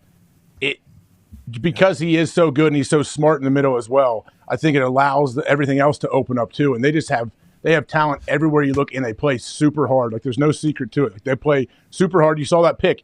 You run to the ball, good things happen. Yep. Boom, it's tip. Ball pops up. Here we go. Fred Warner's there. He had a sack on Dak last night where he jumped and he was like a jungle cat flying through the air, and his dreads were just. And I thought about Dak just being like, why is this my profession?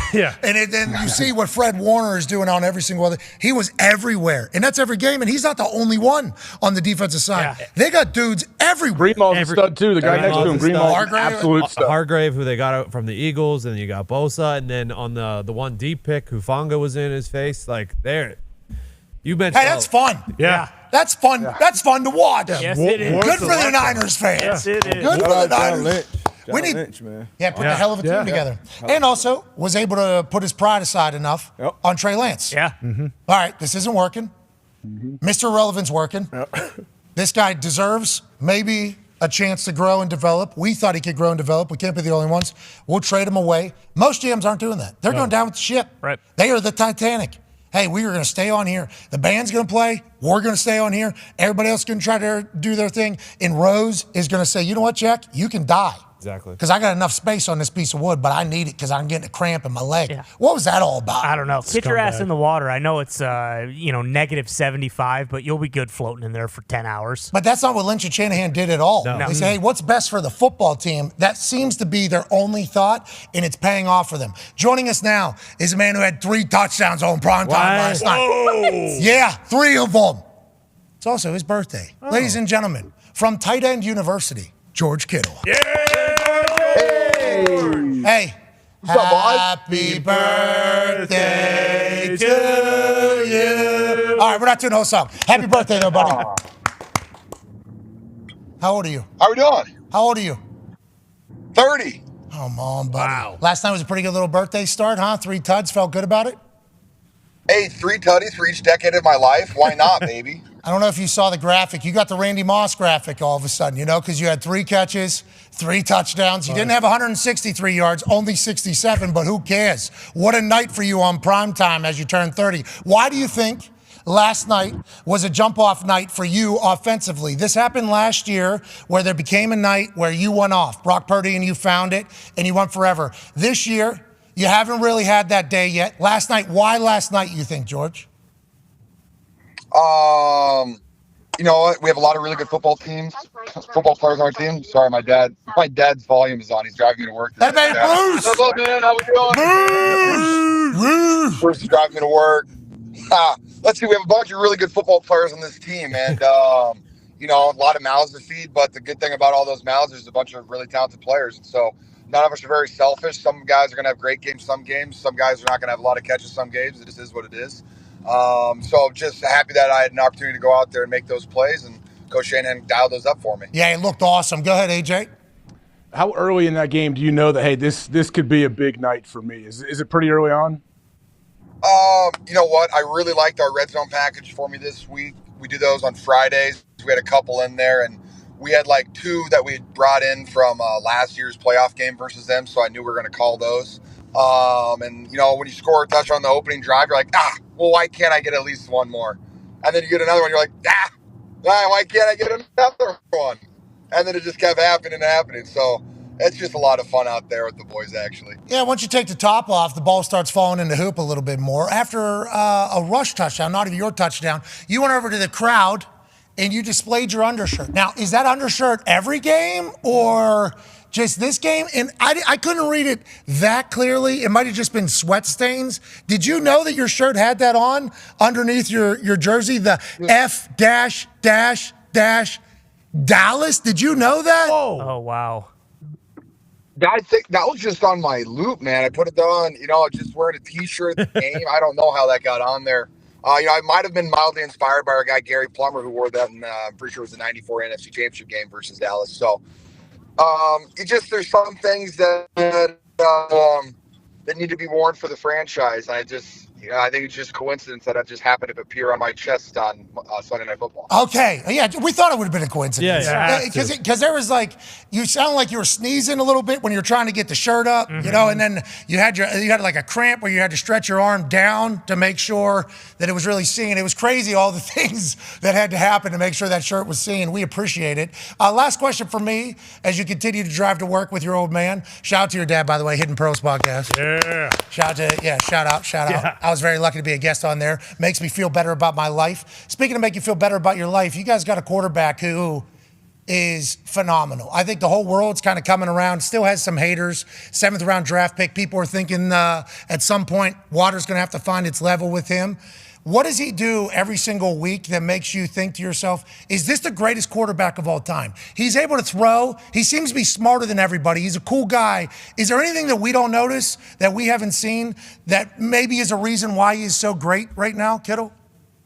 You know, besides I think Kyle Brandt's theory of him being like a robot from Terminator, the only thing you guys really miss is him charging in his locker before and after every single practice.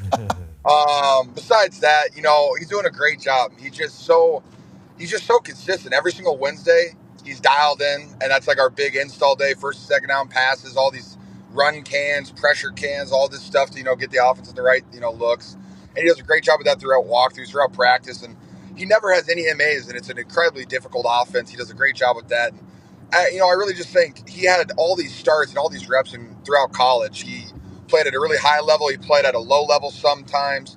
But at the end of the day, he played quarterback really well and just gave him an opportunity to succeed at this level with us in a system where Shanahan can dial up some plays for a bunch of skill positions who can all eat. And it's just, when you're part of that offense, as long as you don't turn the ball over and you just complete some passes, the dogs are going to hunt, baby.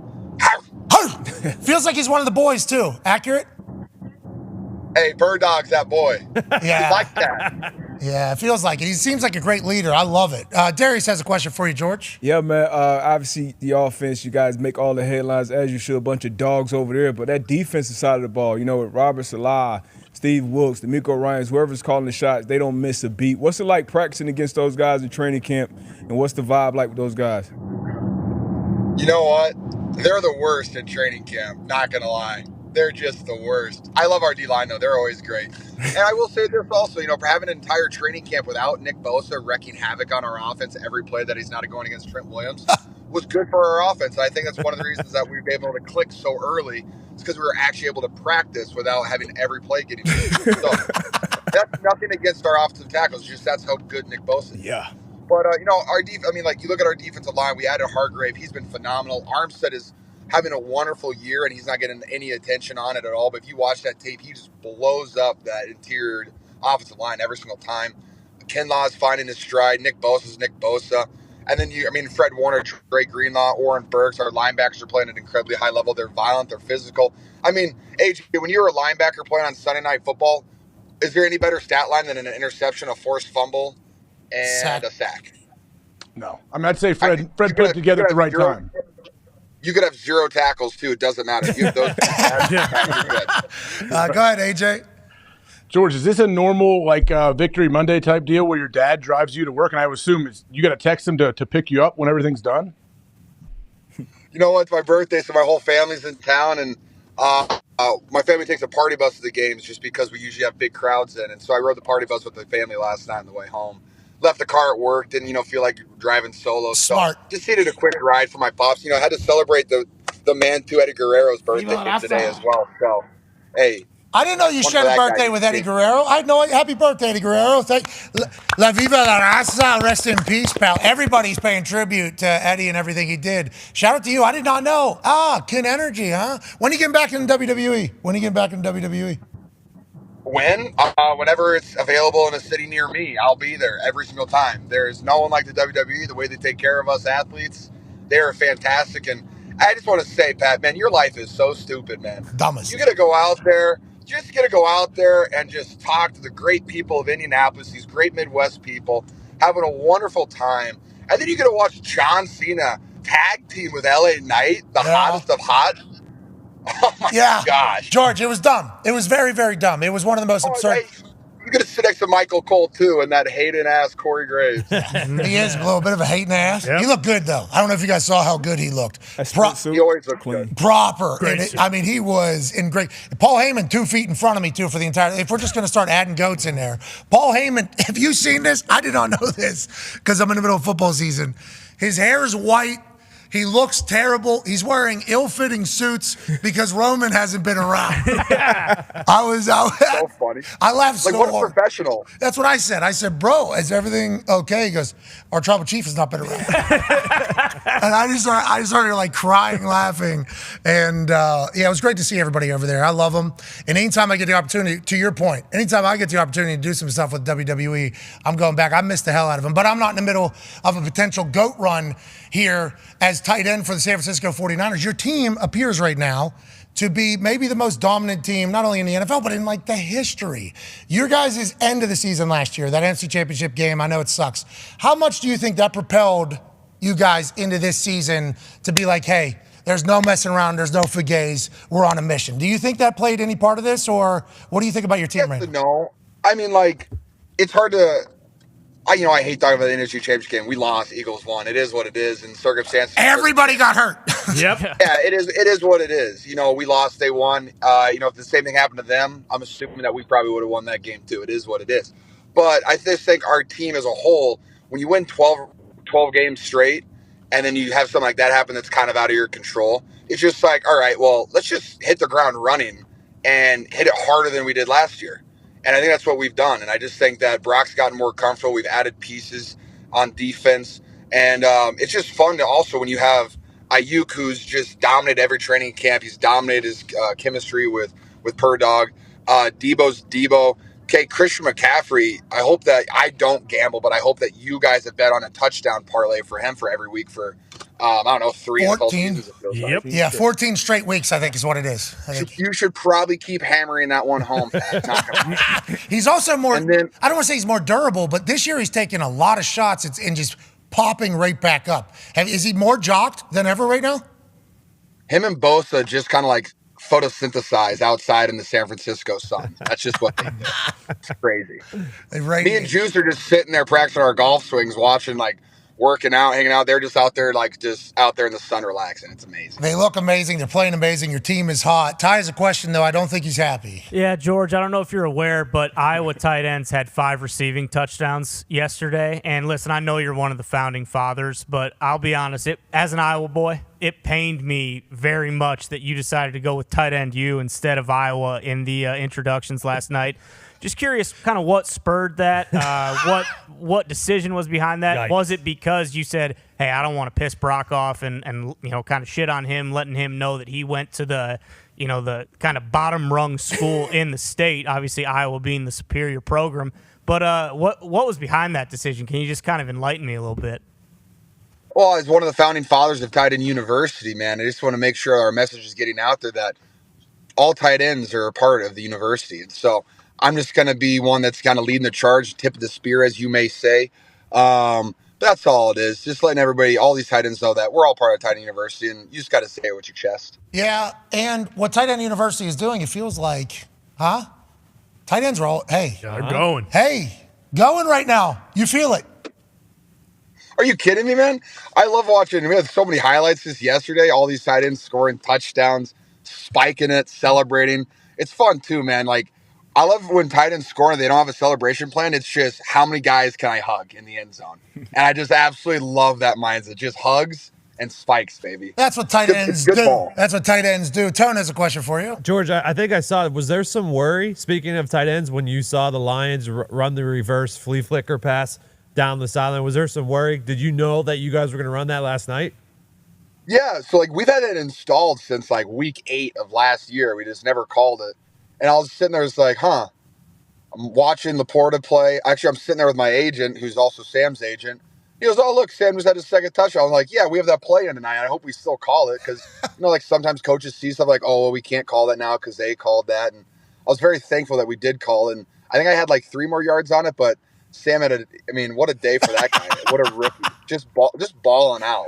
9 more feet, I think. So. If you think I do appreciate the fact that can get ruined. That happens like fake punts and stuff like that.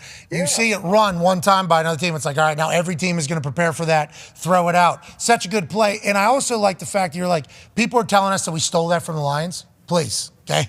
Week 8 last year. Had that thing in for a while. We ain't doing that. Although Ben Johnson over there is a creative guru. He's thinking like Kyle Shanahan. Okay, here's a question.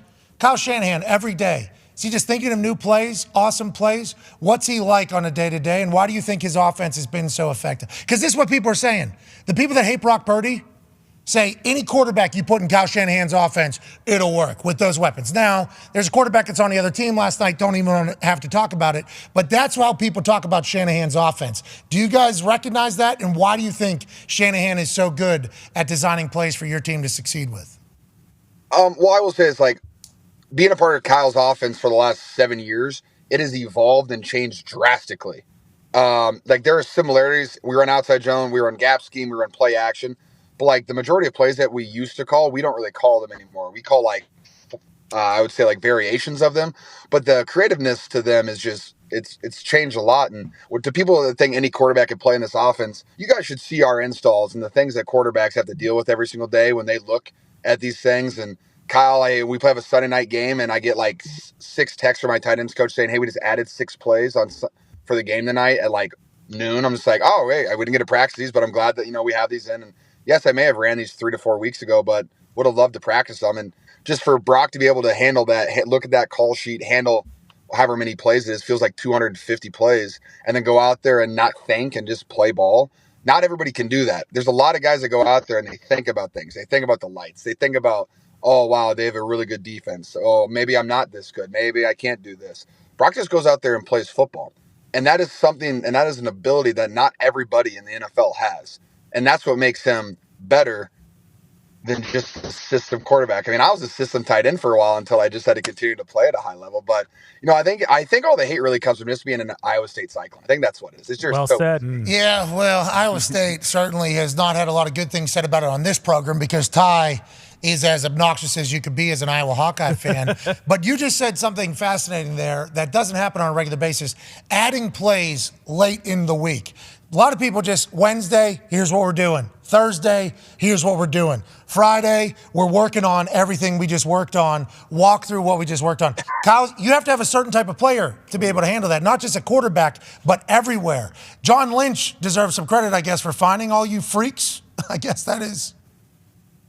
Yeah, I mean, dude, like, Kyle's changing plays, and, like, we'll have our whole install on Wednesday, first and second down pass plays, first and second down runs, and then we'll add some more. So then Thursdays are our third downs and our short yardage stuff, and then we'll add some more in, or we'll change some stuff that he didn't like.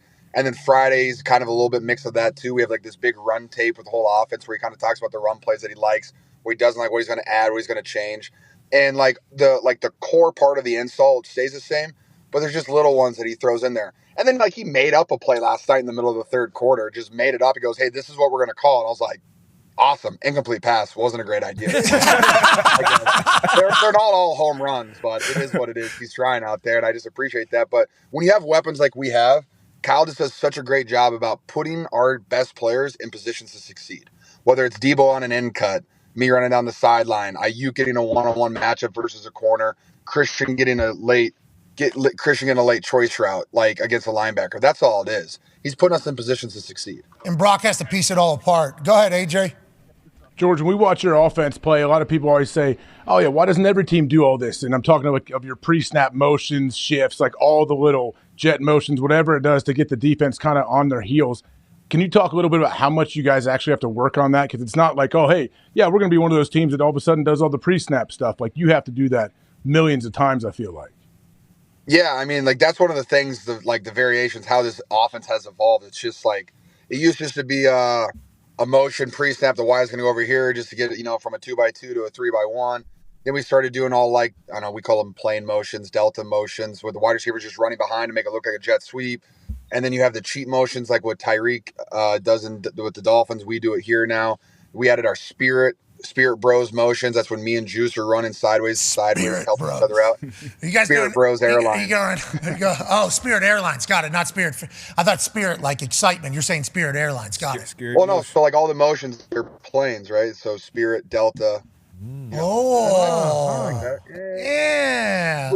You have to make it make sense because there's a lot of stuff going on, and so like is a lot of practice and stuff in that you have to get through all the walkthroughs because every single play, like I don't know, 80% of our plays have motions or different things on it, and so just being in the system for a while, and then Kyle's gotten better at installing that and explaining it to guys, so we have younger guys being able to pick it up. And when you can do all that stuff, you take like you can come out in a 3x1. I can motion, then we can send a wide receiver in a motion right pre-snap. And then Juice can also motion, and all of a sudden it's a 3x1 on the opposite side, and the defense is talking, trying to make all these adjustments. And it's just like, oh, wait, I have this guy. Wait, no, you have this guy, and someone's running on the seam scot-free. And the ball's being snapped right now. And the quarterback just so happens to be a guy who can decipher all of your mess-ups that are happening in real time. That is a weapon. Yeah, you guys are having a good time over there at the Piers. Yeah, it's as you should. Last question here, and we can't thank you enough for your time on your birthday here. Connor, man. Yeah, George, you probably don't know this, but most NFL teams try and get better every week. And with the 49ers, it just feels like there's no area of your team where you can get better. How do you guys actually go into every single game week and think, like, we got to change this, we got to change that? And then with all these dominant wins, do you and Trent Williams and McCaffrey and Bosa still do your post-game breakdowns of what they were doing? Or do you guys just say, yeah, there's nothing to talk about, we just beat the hell out of that team, let's go home and have some fun? You know what? Watching the tape, this was actually, I watched it last night, and in my opinion, one of our cleanest games in the run game, which makes me really happy. I thought we were flying around. Juszczyk had a phenomenal game. Our offensive tackles were playing well. But you still see stuff like we install plays for them to be home runs, especially when you have a guy carrying the ball like Christian McCaffrey or Deebo Samuel. And so we want these outside zone plays. We want these gap schemes. We want to be able to account for everybody, to get our footwork right, our hand placement right, our technique right on rollouts, good on the inside shirt. So like we're going to continue to get better at that stuff so that you see more 50, 60, 70-yard runs from our guys in the backfield just because of how talented they are. And also, like, when you watch Star Tape, I don't know how many other teams have wide receivers blocking downfield with the aggression. 30 yards, 40 yards down the field, George. Oh, yeah. It's a mindset, and the boys have it, and it's fun to play with. Hell yeah. Well, you're fun to chit-chat with and watch play football. 3 tuds last night. Just turned 30? Fuck yeah, I did. You see, George, so close. Oh. Yeah. Shoot. We knew one was coming, Yeah, George. we did. Okay. My bad, guys. We knew it's your birthday. Okay. Do you want another? 3 tuds last night. You want a couple more? No. I want AJ to say it for me. Yes. First birthday, AJ. Go ahead, AJ.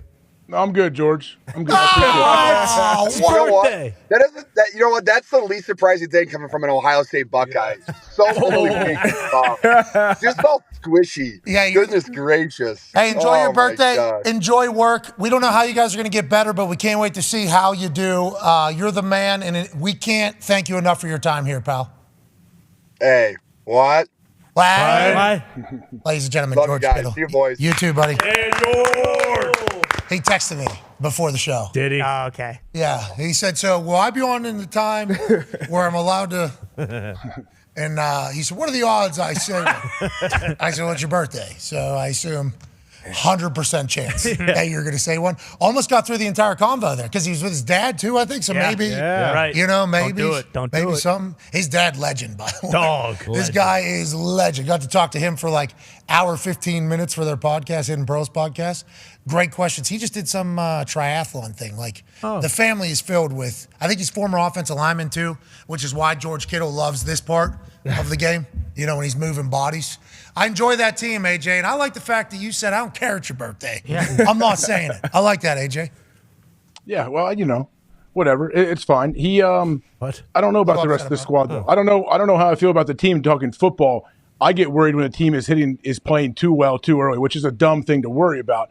But I'm always thinking like, hey, we need to peak at the perfect moment. Well, that's been something that has been said around the NFL in every single building. It's like, hey, we're working towards our best football, which is the end of the season, because the end of the season is when we're going to need our best football. And the teams that end up winning are playing their best and also most healthy at the end of the season as opposed to right now. So it's like, I wonder if they're anywhere near their peak at this point. But if they do continue to climb, like most teams, it's like, what can this team become? They got to be so motivated, though, because of you hear about, like, Super Bowl hangover. But you know how their season ended last year with Purdy going down and just having that sour taste in their mouth. They know they had the team to go and win it all, so they got to be motivated by that. So I'm not worried about it. Yeah, you heard him get uncomfortable whenever I asked about the NFC Championship game. Yeah. He still got uncomfortable. Very good. I would assume we would have won if Philadelphia went through the same stuff that we went through in the middle of that game. That wasn't him taking any shots at anybody. He was just reality of the situation. He didn't have a quarterback, Yeah, no, couldn't attempt a forward pass in the NFC Championship game.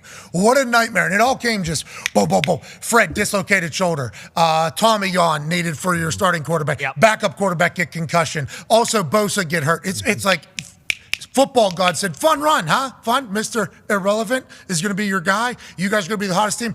Boom! I don't think so. Literally out of nowhere, they were the hottest team. Now, Philadelphia obviously would say they were the hottest team as well, but all of us were watching the Niners thinking they were unstoppable through the second half of that season. They got hotter, they got better, they continue to climb. Now they've just started the season in the same exact way, and it's almost we sound like a little bit pessimist, don't we? Well, that we're even wondering. No, you know, like I feel like a pessimist. I don't think it's pessimist. I'm thinking of being in that locker room. You know how everyone speaks on, oh, you guys are unbelievable. How can you get better? You're so good.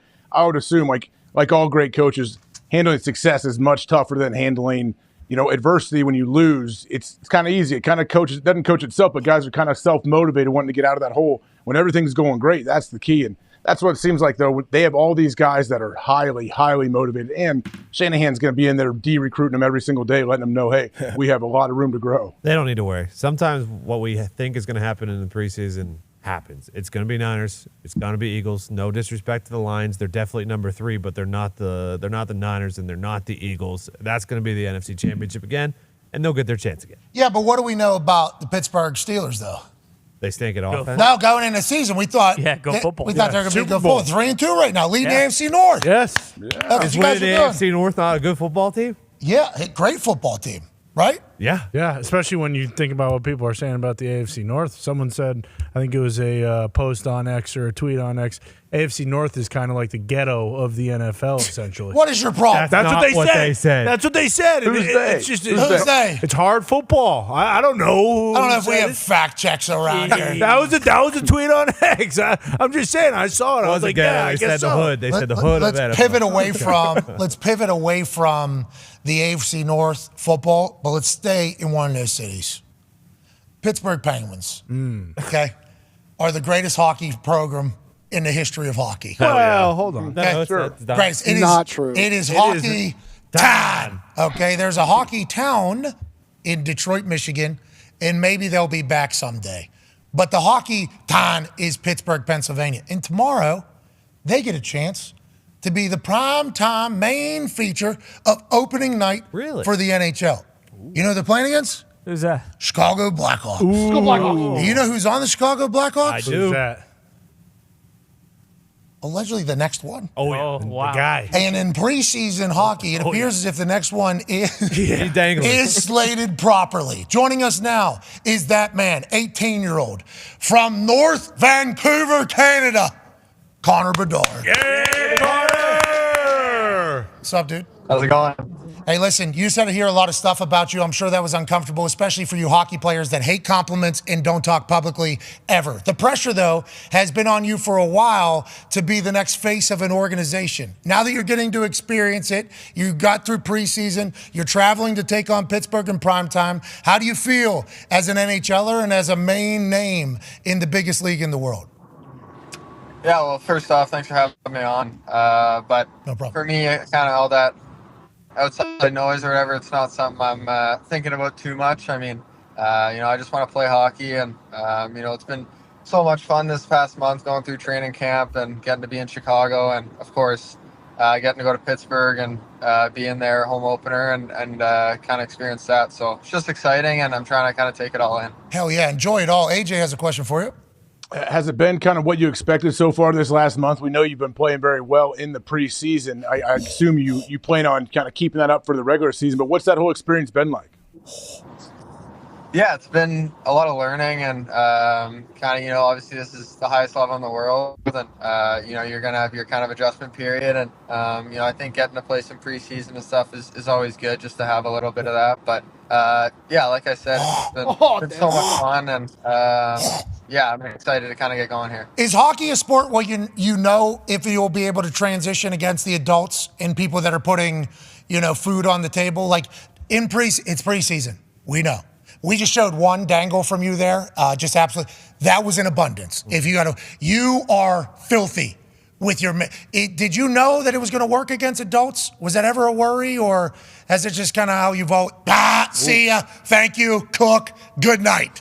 Anyway, has it always been that way? And was there ever a conversation about what it might look like against full-grown adults? Yeah, I mean, I still haven't played an actual NHL game, of course. So you still are trying to prove that. And for myself, I think it's just being confident when I'm out there. But, I got to respect these guys. Like I said, it's the best players in the world. And but just going out there, kind of, trying to play my game and, learn what I can do, what I can't do. And, yeah, just having fun with it along the way. When did you start playing hockey? When I was 4 or 5 years old. So, yeah, 13, 14 years ago.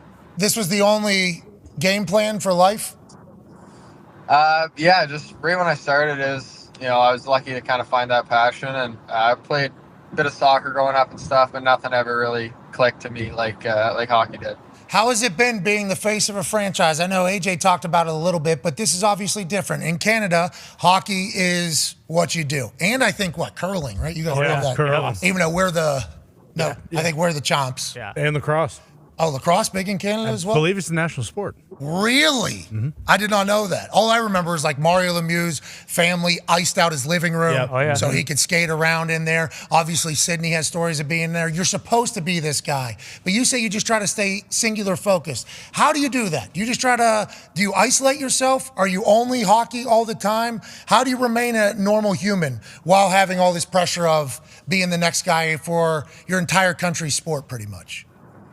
Yeah, I think, obviously sometimes you're going to hear something, and I think if you kind of look at it from the outside, it is, pressure and stuff. But for me, I'm just doing what I love, and I don't really, from when I was 6 years old to now, it's just kind of that's the same mindset as, I feel fortunate to get to go to the rink every day. And, yeah, I've just never really wanted to not be in that situation and to get to, kind of start here. And, I'm living out a dream right now, so that's more what I focus on than maybe the expectations or the comparisons or anything like that. Tone has a question for you. Yeah, Connor, how would you describe your feelings going into game one? And in game one, you get to go against Sid and Gino, who have been two of the best centers over the last decade and a half. What are your thoughts going into that? Yeah, I mean, I can't wait. I think these last few days seemed to have been, maybe taking a little longer just leading up. You want it to get going so bad. But, yeah, like you said there with, Sid, Malkin, Letang, Carlson, like you can go down the list. And it's pretty special to get that for our opening night. And, yeah, just so excited. And, I'm sure there'll be some nerves, but just going to try to, take it all in. And, once the game starts, of course, you're just trying to win and be the best you can. Darius has a question for you, Connor. Yeah, Connor, coming up, was there any players that you modeled your game after on the ice? I don't know. Probably not one specific guy. Just I watched a lot of hockey. Sidney Crosby was actually my favorite player, so I watched him a lot, and just a lot of guys, and try to take little things away from different guys. And everyone's so skilled. Everyone has the thing they're best at, so just try to learn as much as I can. Hockey community very tight. Do they give you a lot of game? Like, how long have you been chatting with those guys and getting tips from them as they've been in the league? Yeah, I got to meet a lot of them when I was 15, 16. I was pretty fortunate for that. I met Crosby when I was 17, and yeah, so I think you see these guys at events or camps or whatever, and yeah, hockey community is super tight. So even getting messages after the draft or something, I've been pretty fortunate, and just the they all seem like, class acts and just really good people. Yeah, anything to help the next generation, I assume they're all in. Hockey has a beautiful, tight community, except for, when the goons are out. That's right. When the goons are out doing their thing, it gets a little ugly. AJ, go ahead, pal. We hear people talk about, like, in the sport of football, when people may be a little anxious or nervous or whatever to start of a game, they want to get in and get maybe a good pop on somebody or even get hit themselves and kind of settles them into the game. Is that similar in hockey, and how do you feel like what gets you into the game? You have to get the puck and score, or you want to hit somebody or get hit? What is it? Yeah, I think, once the game starts, you're usually, into it, but I think kind of taking a hit, even for me, I'm not the biggest hitter or anything, and tomorrow night I don't think I'll be trying to run anyone, but just kind of, get contact or making a play or, just feeling the puck, and then, just feeling good about yourself your first shift. So that's big, just kind of, leading on to the rest of the game. Hey, watch yourself tomorrow night. I don't want to even give you this heads up. I'm sure the boys have told you. Iceberg, the Penguins mascot, he's distracting. You know what I mean? They're saying you got a great shot. Wait till Iceberg's penguin ass is bouncing in the back through that glass, Connor. Welcome to the NHL. That's going to be your moment, I think. Tommy Hawk will take him out. No, Tommy Hawk ain't going to be there. Tommy Hawk's going to take him out. Tommy Hawk ain't going to be there, okay? Iceberg's got his whole problem going on. Ty has a question about your life. Yeah, Connor, just curious. Of all the hockey guys we've had on, they like to talk a lot about the camaraderie in the room, and boys tend to have a bit of a runaway every once in a while, getting boozed up on the road, going to dinners and stuff like that. How are you going to kind of, enmesh yourself to the team and get along with these guys when you can't drink for another 3 years? Like, how does that work out? Yeah, I think there's, more to life than, just the guys drinking or whatever. I don't know. He just called you an alcoholic. Hey, you alcoholic. No, but we're in the room together every day, and the guys have been so great to myself and all the young guys. So I feel really, connected in the room, and the camaraderie's been great so far. And just our team's mindset in general seems really good. So we've been pretty fortunate to have the guys we do around the room make us feel comfortable. That guy starts boozing at noon every day. That guy just asked you that Only question. on the weekends. And Fridays sometimes. Sometimes, yeah. Yeah, and maybe a Tuesday slips in. I don't envy him, though. I'd love a nice Shirley Temple at a good restaurant. You kidding me? Nothing beats that. High-end grenadine. Whew. Oh, buddy. Yeah. Connor has a question for you, Connor. Yeah, Connor, obviously you live a much different life at 18. I was smoking cigs and kind of just sitting on my ass, and now you're a professional hockey player. But what else do you do in your life? Is it all hockey all the time? Do you really have any free time just to, sit back and chill, or are you pretty much hockey 24/7 trying to go win the Stanley Cup? The majority of my life is hockey or in the gym or whatever, but if I'm getting away, I like to maybe play some other sport or just kind of hang out with friends and family and stuff. Nothing really too crazy, but of course sometimes you're away from the game and doing some other stuff. What do you like? Gamer? You game a little bit? No, I like to play other sports, like I said, and maybe golf or got into pickleball a bit this couple summers ago, which I find pretty fun. How are you at golf? Hockey players normally a natural transition to golf. I assume you're pretty filthy. No, I'm not. I'm okay, not that good, but I don't really play enough to be very good. But it's a lot of fun, and in the summer, I think basically every hockey player would tell you that they like to play golf sometimes. So Ovi has how many goals? 45,000 goals, something like that. Obviously, he's absurd, and I've gotten a chance through social media to see his driveway in the back. He has a net set up, and then he has a place where he practices, in basements, that whole thing. People talk about your shot maybe being the best in the league already as an 18-year-old. Do you just, all day, are we working that? How do you think we got to this point? And do you have a net in your living room as an 18-year-old where you're just firing pucks all day, every day? I got a really good setup in my backyard to shoot pucks. And, I had one of my neighbors actually built it. And when I was 12 or 13, I used to shoot in the front, but then I broke a couple windows on the house, so needed a better area for it. So, I got a really sweet setup in the back and spent a lot of time out there in the summers for sure. Your shot's filthy. We can't wait to watch it. Good luck tomorrow against the Penguins and the Iceberg. Listen, He's going to be on the ice. Yep. Do not let him distract you in your opening night. The NHL thanks you for joining hockey as a whole. So do we. You're going to be electrifying, and we appreciate that. Ladies and gentlemen, from the Chicago Blackhawks, Connor Bedard. Hell yeah. Hey. Thanks for having me. I appreciate it. Hey, no problem. Thank you, pal. Safe travels. Hey, they're saying he's... Oh, yeah. Next one, huh? Like, McJesus, right? McJesus was doing this run, but he was up in Canada, so nobody really saw it. This dude's in Chicago. Bingo. Okay? That's a big, big market. Big. Actually, it's a hockey market as well, if they were ever good, and got past all the... Yeah, right. I all mean, that stuff. yeah. All that stuff. We got past it. But anyways, he plays an electrifying style, and his shot is filthy, I guess. Yeah. Like he's sniping. We're talking about not only shaking, but also sniping. He's what the NHL needs. Oh, yeah. Big time. I'm very appreciative of him coming on the program. There's a story about him like breaking his wrists when he was super young, so he could only use, and he continued to play obviously, so he could only like shoot with one arm basically on the ice. So once his wrist recovered, that's why his release is so ridiculously fast, because his the top hand wrist is so strong.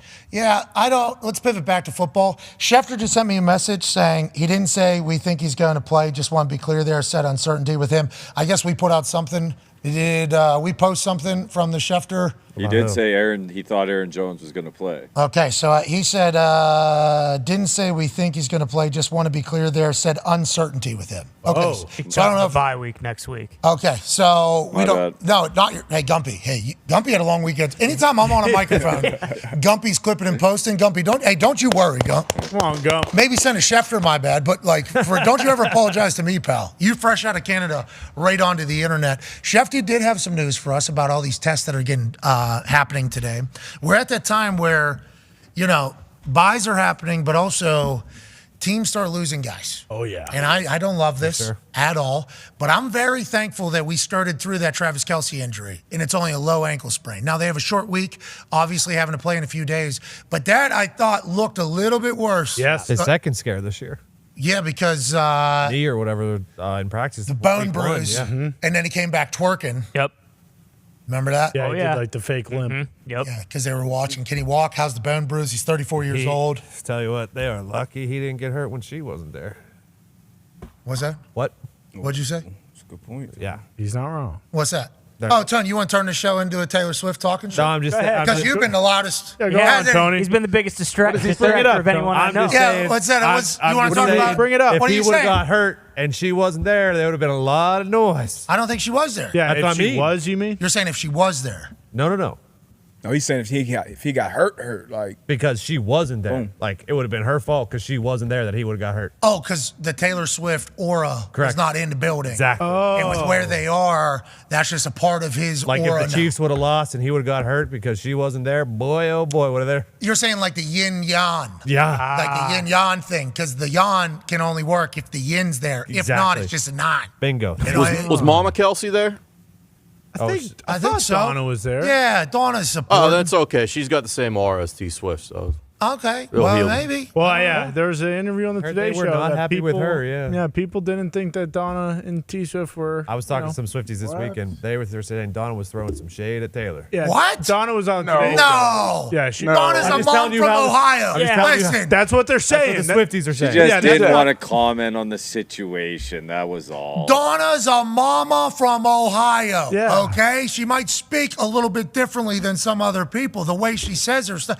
Donna's happy her son's in love. That's right. Of course. That's why people were kind of deciphering what she was saying. They said, how was it being with T Swift and hanging Okay. out? And she just said it was okay. And she said corn dog, ketchup, ranch, possibly. Yeah.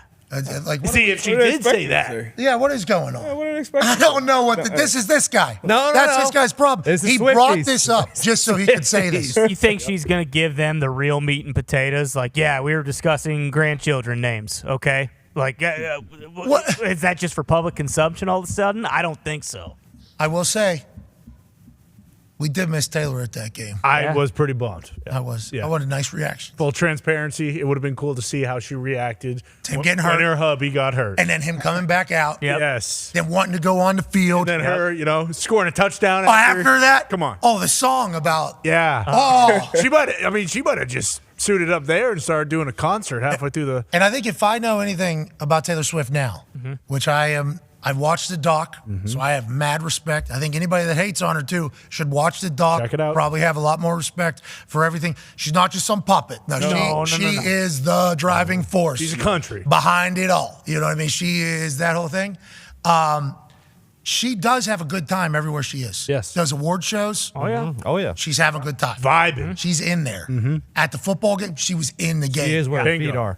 Bingo. She's very mindful. Boom. She's very, very mindful. So I did miss that because the roller coaster of the ankle, high ankle, is that a foot? I thought it was maybe his foot, like a Liz Frank. That's what they said They right went off back. the bat. Yeah, I was worried when I saw the initial play live. I was worried, like, oh, it looked like a non-football type thing. But then the replay made me feel better because you saw his foot, you saw his ankle roll a little bit. Right there, I was worried. Then you show the replay, I'm like, okay, good. It looks like an ankle roll, not an Achilles pop. Guy punched the ball out. He said, what? What? He said, I'm punching this person. And then, no, it's for the ball, right? And then punches the guy. Anyways. That was a good sign, though. Him jogging off. Yeah, it wasn't Achilles Yeah, immediately. and then when he slammed the helmet, though, that's when I was like, oh, because usually that's a sign like something bad. All right. Well, Overreaction Monday here on ESPN ends, but it shall continue on YouTube and ESPN Plus. We can't thank you enough for joining us on this glorious day. Tomorrow, Aaron Rodgers Tuesday, and reaction to the Raiders and the Packers playing tonight on ABC and ESPN. You are the greatest humans on earth. Thanks for watching. We will see you mañana. Be a friend, tell a friend something nice that might change their life. Goodbye. Nailed it. Right on screws. Go. With a salute. Dude. Love that. Today. With a salute. Mid-season. With a salute. Yeah, we're looking for a hockey stick mid-talking to Connor Bedard. That was an interesting little booking. We didn't know when he was going to come on, if he was going to come on. We actually thought on Friday or maybe even Saturday, should we go to Pittsburgh for tomorrow? Because the Pittsburgh Penguins are primetime NHL puck drop. Yeah, It's not a kickoff. Oh, yeah, true. What is it? What do you go? What's the clever? Drop the puck. Drop the puck. Puck drop. First night of the NHL season. Yes. Champs don't get the Yeah, I don't get that either, but I think they play later. Yeah, what's going on? Yeah, I think they play at 10 o'clock. It starts We're at 8. Yeah. Just It's we're at 5:30. I don't care 8, who 10. wins. Sid is always primetime. bingo. Well, And Sidney Crosby. little respect. And he's fighting people now, too. Yeah. Already in preseason, Sid Crosby's fighting people. That's the tone we're setting to the rest of the NHL. Yeah. It's preseason. We don't care. Sidney Crosby will fight you. That's the type of tone that the Penguins are. Connor Bedard needs to watch it because Iceberg's going to be doing his thing. Okay, Iceberg does it. That Penguin, fluffy, furry, looks like it's fun, waddling, skating. It's not. It's a demon. Because when you go into Pittsburgh, PPG Paints Arena, you're going to have a long night. With that being said, Sid's fighting. He's scrappy. Oh, yeah. From jump. It's not just in the middle of the season when the team's playing like shit and they don't have a goon and nobody's protecting them and he's fighting people. He's doing it from jump. And that's a problem. Did he have any help during that fight at all? What's that? Maybe any other tough guys? Wow. Strong guys? Funny big enough. guys? Anything? No, No just one cares Sid out about there? him. Yeah, no, he That's interesting. No, Sid told him He is a before the tough game, guy. let me do this on my own, boys. Well, that's kind of the whole story of the Pittsburgh Penguins. Oh, It's only is it, Sid. Everyone Foxy? else stinks. It is. Yeah, and now you're all a bunch of old geezers, too. No! You don't need some goon from Detroit telling us we stink, okay? You haven't sniffed the playoffs in 20 years. Well, this Take is a the year. fucking hike. This is the year. And we got dogs. Anyways, don't love that Sidney Crosby's fighting in preseason. Yeah, he was the one that had to stand up for his guy that got rocked. Like, is there really no one else that can come in and What do are you this? talking about? Could Sid's be the a leader of the team. cool passing of the torch moment though, if like he sees this interview and says to Connor tomorrow night, like, "Hey, I heard you're my favorite player," and then just beats the shit out of him. He's like, "Welcome to the league, kid." That would be awesome. Sick. Sid will slash him. He'll slash him right in the wrist. I don't know if Connor will, though. Connor's not, I'm not going to run at anybody or whatever. No, he's a hockey player. I don't know if Chicago will let Connor become what Sidney has become. Well, Sidney Crosby, he's our tough guy. He's our goon. Yeah. He is our best player, arguably top 5 all time. Yep. And he's also our goon at this stage. Now, some would say that's roster building malpractice. some would. Some would. So, some would can say. you explain this to me in football terms? Is it like the quarterback been the goon? Yes, bingo. So, like, when Shador Sanders went down and got in that guy's face after he hit Travis Hunter and nobody else did, you start to think to yourself, that's not good. That the quarterback was the first guy down there. That happens in, for the Pens, that has seemed to happen over the last couple of years. Quarterback Sidney Crosby also has to fight his own fights and other people's fights. which is not necessarily great, but he's good at it. Yeah, and if He Sid is played for good. Coach Prime, he'd have an L and a D on his jersey because he's a leader and a dog. That's right. We've never talked to him, though, because the Pittsburgh Penguins PR people are good. Yeah. That's right. Thank you for protecting him. Gotta protect. Thank you. The NHL's got to be happy that we're even mentioning that the NHL's a thing before March. So Well, so that was actually something that was written about because last week something happened with the NHL. Obviously, we knew about. Yeah. Duh. Something. It was big. We were talking something about it. real I remember. huge. Yeah, I remember fighting that. or- Some, I don't even know what you're talking about. Well, it was something, but was big. nobody on ESPN mentioned it. Not a single. Greeny didn't mention it. First Take didn't mention it. What? We didn't mention it. I guess it wasn't until like 4 p.m. or something like that the NHL was even mentioned at all. And somebody wrote about how the relationship, blah, blah, blah, blah, blah. We would like let everybody know that we will certainly talk about the NHL. Love it. Mostly when the playoffs In due time. But when after the Super Bowl, if the Pittsburgh Penguins are good early, you will find that we will be talking about the Penguins and the NHL as a whole. Right. And it'll be a pretty similar conversation every single time. Yeah, it will be. But we are an NHL show. That needs to be known. We appreciate the NHL. Yeah. We all come from NHL towns, most of us. Yeah. Which is good. Yeah. South Florida is not. Oh, yeah. No. We are an NFL No. They are town now. buddy. They are now, though. Damn right. Yeah. Speaking of, can I have my jersey back?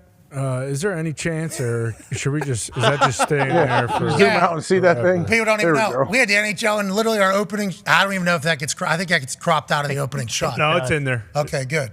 Well, Pasta and the boys had such a good regular season last year. They did. Best. Yes. So good. Best of all And time. now that the new one's here, can I please have my jersey back? Yeah, we can take it down. Okay. You know, but it was such a good regular season. It was. Like regular season stuff, when people start stacking them up against other regular season stuff, nobody's going to be in the same conversation as the Boston Bruins. Better than anything Sid's ever done in the regular season. Oh, my God. Not Sid, but our team. Well, yes, but Our team. his team, sure. It's Marlo Lemieux's team. He owned it. Well, He sold it to a Boston. Thank you, Sid's, Marriott. Sid's got the C. Yeah. But still, yes. It was Are we just- going to suck this year, Nick? Is that what I'm hearing here? A little cum see, cum saw right now. After missing the playoffs last year, they kind of changed things, revamped the roster in the offseason. New GM, that's huge. Hextall was a doofus. Linda? So there's a good chance. No, not Linda. It's Leah, for Christ's sake. You Leah. scumbag. Look, I confused What'd the she two. do? I watched The Town last night. Sue me. She calls games, AJ, and she does a goddamn good job doing I it. too. agree. She does. Yes. I know. Well, she also steals people's signature Whoa, phone calls. I Can't be doing can't say that. anything. I Can't said be give doing me a that. hell yeah. on What she Slides steal? it home. I give a hell yeah. You've given plenty of credit to Wait, whose is Stone that? Cold. Huh? Oh, that's Texas Rattlesnake. Yeah, well, I certainly said that immediately after it happened, too. As soon as give me a hell yeah, they said it. I'm like, oh, Steve's watching this going, is that right? Pretty good. You got the words? Okay, now you're. Shout out Stone Cold Steve Austin. You gave him the Love you, rub, Steve. yeah. Had to. It's not a rub. Stone Cold Steve Austin gives a rub to everybody he's around. But yeah, they'll be fine. They'll be fine this year. It'll be great. And if they are fine, we will talk. Well, you A got lot the of Suns, NHL. too. The Phoenix Suns are going to be great. Yeah, NBA. That's what people want us to talk about. That's next Boys, week. these are all March. Yeah. That's easy. Yeah, we haven't even got the basketball coach Christmas somewhere? What's that, pal? You're a basketball coach somewhere, aren't you? I Still? was at Texas. I don't know if I've been signed anywhere else. You know, since. Oh, I thought you had another team already. Thought Ole Miss reached Go to Ole out. Miss. No, West Virginia. Okay, West Virginia. How's If they reinstate Huggy. Is Huggy Bear back or How's not? Huggy doing? Listen, let's get back to overreaction Monday. All right. All right. A lot of games. How is Huggy doing? I Baseball know. going on right now? We Playoffs? don't. Yeah, we love baseball. Yeah. You know what? I would like to. My first instinct there. You heard what I was about to say. Oh, yeah. Yeah. We Like, don't. Literally, my whole body was like, as soon as he brought it up, my first inclination was bury baseball. Shut the fuck up. But the other night, I watched baseball. You did. Really? And I. When? No. I don't think I know exactly how we do it. So, Ty, I'm going to have to ask you. How am I supposed to watch this thing? So, I'm watching every pitch of every inning. Yeah. That's what I'm doing? Yeah, but like for a guy like you, like it's okay because you can just kind of listen to what's going on. You have your phone on. You're looking at Twitter. You're looking at, whatever else you want to be doing on your phone, playing games. I mean, you can literally spend almost no time paying attention to the actual game, and then you just listen for those raises of inflection in a guy's crack of voice. the bat. Guy gets a little excited. Okay, what's going on here? Oh, nope, just a fucking can of corn fly out to center field. Boom, you go right back down to your phone. You do that long enough, and you will, and then or you'll hear like, wow, that's 8 strikeouts in a row for this pitcher. So you're like, okay, this guy's dealing. I'll maybe check out the next 3 at bats or so. But if you really don't care, that's the way you got. So it's an actual pastime for sure. Yeah, that makes sense. That's what I'm doing. Or like you said, you get that late game. Boom, you're in bed at 9:30. That sumbitch is going to put you to sleep. So you just pop that on there, and you might see a couple good plays, couple web gems, maybe a homer if you're lucky. If not, boom, you're just falling asleep. You wake up. I seen a grand slam. Exactly. Yeah, really. Grand slam. It was electrifying. Right. Yeah. It was. Who hit it? Stott, I believe was his name. Yeah, Bryson Stott. Sweet. Yeah, he had sweet facial hair too. I didn't fully, but the Stott shot is what the thing said. Mm-hmm. I just so happened to see it. I had it on in the living room, made the transition to bedroom. Right. Nice. Put it on in bedroom. Go to bathroom real quick before bed. Sure. Don't want to have to be up 3-4 times. Right. As I'm getting back, laying down, boom, grand slam. Yeah. I'm like, this is great, but now I'm a little juiced up. Yeah, that's good. Because that Phillies fan. Those fans are awesome. They get after it. And then he showed a replay like 4 times. Then they ran it without any audio over top of it. Then they did the whole thing. It's like there are moments where baseball is awesome. So for you talking about baseball, and my immediate was, I kind of did. Yeah. I actually sent a text to a famous person that was at that game and was like, wow, looks like football game. You know what I mean? Like feels like football game. I think the Phillies fan base has maybe brought me into baseball a little bit. Oh, wow. And just the longer we go here, you're going to get down to hopefully the really good team. So we'll get some good matchups. I mean, that is the thing. It's it's a long run here. We still got plenty of playoff baseball left, but that is the way you have to watch it. Wahlberg was there? No, it was Rooster. Yeah. Rooster. Philly guy. I was gonna say I didn't know Bob Ritchie was a fan. You know who of the saved Phillies. his life? Who's that? Hangman. Hangman's never wrong. He was. Big. Oklahoma won. Yeah. Yes, they did. He was wrong. How about how jocked Hangman was? So we weren't allowed to say Top Gun. Yep. We weren't allowed to mention any of the characters' names. I told them immediately upon telling me that was going to be difficult because I planned on referring to him as Hangman the entire time. Sure. That's why we're wearing the flight suits. Right. That's what we're doing. said a lot. Because of the strikes and everything like that's going on. But Glenn Powell, I mean, he was in there. I hope he doesn't get any issues or resolving stuff because by saying Hangman, we were potentially promoting a movie that is owned by a production company that's currently at odds with said actor. Who gives a rat's ass? It came you're out not when allowed there to- was no strike. AJ, what's you that? You can't mention a movie. You can't even mention anything from a movie now. So I think what we've entered into, and obviously we talked Hangman, Top Gun, we called it a documentary. Yes. Because it was. Independent film, so I guess we did. I had no idea we had any of those rules, by the way. I'm glad I did not. I thought I was going to go into a whole Yeah, well, Maverick thing. you heard how serious I took them. That's why I told. That's why I told everybody. But yeah, it feels like there's a lot of people that are just looking for potential problems all the time, and some things are, potentially. But if it happens, we'll worry about it then, as opposed to looking for potential problems. I think people should spend their time on just like enjoying the current problems. Yeah. We don't We don't enough create 'em. problems. Yeah, there's enough problems in the world. Yes. We don't need to have a full song and dance about what are potential problems in the future. And I'm trying my best to take people serious that wear like suits and stuff like that. Right. But most of it's to the point where it's like, okay, if that happens, sweet, I'll pay for it. How about it? Okay, cool. Let's just go ahead and move along. But yeah, I was being told we can't say Top Gun, Hangman, Rooster, nothing. I'm like, we're wearing flight suits. Yeah. What are we? Come on. Well, What do you think we're gonna do? What are we even talking about? and it's like you always say, like when you're booking guests, like you always get something where it's like, okay, well, I know whoever's coming on didn't say that. Like, Yes. Glenn didn't give a fuck. He went with it. I think all of us called him Hangman at least once, and we're Every saying time, stuff yep. like that. He thought the flight suits were awesome. Like He looked jock too. Oh my Well, god, that's the thing. He needs to maybe wear. Now that was a lot of people say that I wear a beater. I do not wear a beater. I wear a tank top. Loose. Tank top is loose, a little T-top. I got this whole thing. Beater tight to be worn underneath or in trailer park. Yes. Okay, that is not. He did have the tighter tank top on, which would classify, I do believe, as undershirt beater. But he looked properly jogged. Yeah, and he's been boozing vascularity during his strike. Bingo. Yeah, and he's 6 feet, so I'd like to see anybody in Hollywood tell him what he can and can't say, because that probably wouldn't go over too well, and he would probably pick him up and give him a spine buster or something, because he is actually jacked. After that field goal, you could see the veins popping out of his arms, his chest, his neck. It was absurd. Hey, Hangman, thank you for your time. Thank you, Hangman. Thank you, Hangman. Matthew McConaughey, thank you for your time. Yeah. Yes, sir. McConaughey, I think he wanted to be on the program. I don't doubt it. Like, obviously, we would have put a request in for him, but I think his people were already like, McAfee's doing that thing? Yeah. Okay, can we get Matt? Does he want? Like, they asked us if we wanted him on there. So shout out to him, dude. Thank you. Yeah. Superstar. Love you, Matt. Love it. True fan. Legit, real fan of Texas football. Yes, and when he was on, good things started happening for Texas. Exactly. And when Hangman was on, good things were happening for Texas. Shout out to Trey Young. Shout out to Trey Young. When Trey Young came on, good things started happening for Oklahoma. Yeah. And he was incredibly cool. He was. Very nice. Yeah, cool dude. I don't think he does a lot of. No.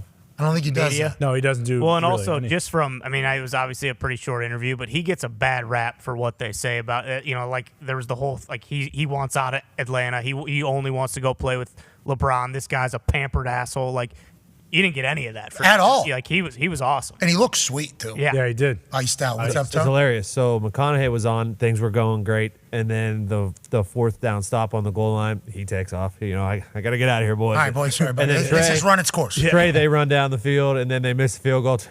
Nice talking to you, Trey. This has run its course. Glenn, going great. They scored with 15 seconds left. All right, boys. See you later. This is going great. Yeah, it's been great. And Baker Mayfield was when Stutzman and the boys were doing their thing at the very beginning. So I think we had a good lineup. And thank you to all of them for taking time to chit-chat with us. That was awesome. I met Lana Del Rey. Yeah. That's right. Yes. Big Oklahoma football fan. Mm-hmm. I did not know that. Me neither, just summertime sadness. Yep. Summer. I got that summertime sadness. Just the summertime sadness. That's the song. Yep. AJ, you know that song. It's good. I love that song. D-Ba, you know that song? Absolutely, banger. Okay. It's a banger. Everybody knows that. Lana's got good songs. That Born to Die album actually does have really good. 8 to 10 hits. What else, Con? What other hits, Con, man? Born to Die, obviously a good one. Video Games is a great Blue one. Jeans. Ride is Blue Jean Baby is a great one. Ride is a great one. She actually does have some really good music. Hey, Connor big fan of Lana Del Rey. Whenever we found out that Lana Del Rey was there with the Oklahoma fan, I said, Lana, somebody remind me quickly. Summertime. I was like, banger. Yeah. Yes, I know who that is. Oh, yeah. And then Connor was like, for shoot though, she had like Connor rattled off like 6-7 things, and he was like, and I heard a story that she's just like working at a Waffle House in Alabama, like 2 months ago too, like incredibly. Like Connor told me this whole thing, and then she literally walked up at that exact moment. And I was like, I just learned a lot about you. Yeah. You are very nice to meet you. You're awesome. She seems to be big Oklahoma fan. She just got off a 5-month tour, I guess. 5-month tour, yeah. And was like, I need to go watch this game. I don't think anybody knew that. Shout out to her living. Yeah. Everybody was so nice to us. Now, I will say, in that Cotton Bowl, had no idea what down it was. No. Because the people working the Cotton Bowl, like stadium operators, and I might be wrong here, but neutral site game, these stadiums are only used, whenever they're used. Yeah. So the down in distance, I don't know if that's stadium or somebody else, they were very slow. rarely on. A little slow. So where we were standing at the end, to get like what down it is, how much time's left, there was no video on our playback video screen, so I couldn't see what was on TV at all. We could hear a little bit, but it was, the State Fair has like 250,000 people around it. So many. Yeah. And then there's like 100,000 people in that stadium. So like getting signal to a lot of stuff, I guess, wasn't great. But boy, did I have a good time watching that football game. cool. It was incredible. I don't know how it was watching us along, and I do apologize to the people that think we're the main feed of that particular game. I don't know how that is the case, but there are still some people that think that. But I enjoyed that atmosphere, AJ. I know you have Ohio State, Michigan every single year, which is massive and huge. I don't think I had a true respect and passion for the Oklahoma-Texas Red River rivalry until you're right in the middle of it. That was fantastic, and the game was electrifying, AJ. The game was, I think I said it right away, like this was like an instant classic that people will talk about for 50 years, about that game and people that were at that game. You remember certain plays.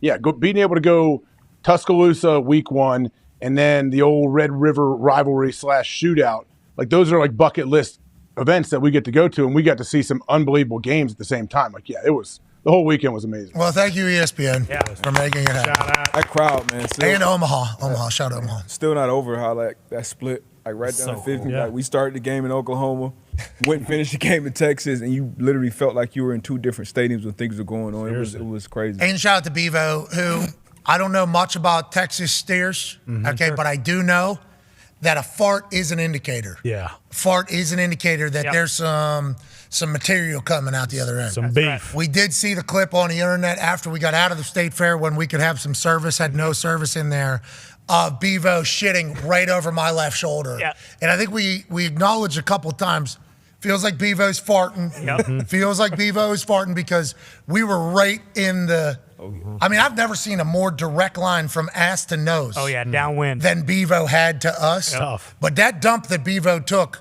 was just one part of Bevo's day. At one point, Bevo, I think, forgot where he was at and who Bevo is because he was not having it. He started charging one of the things. Going crazy. He started cornering one of his handlers at one point, and then he had to rub his belly. Rub his belly. Rub his belly. Everybody knows he gets upset when you're not rubbing his belly.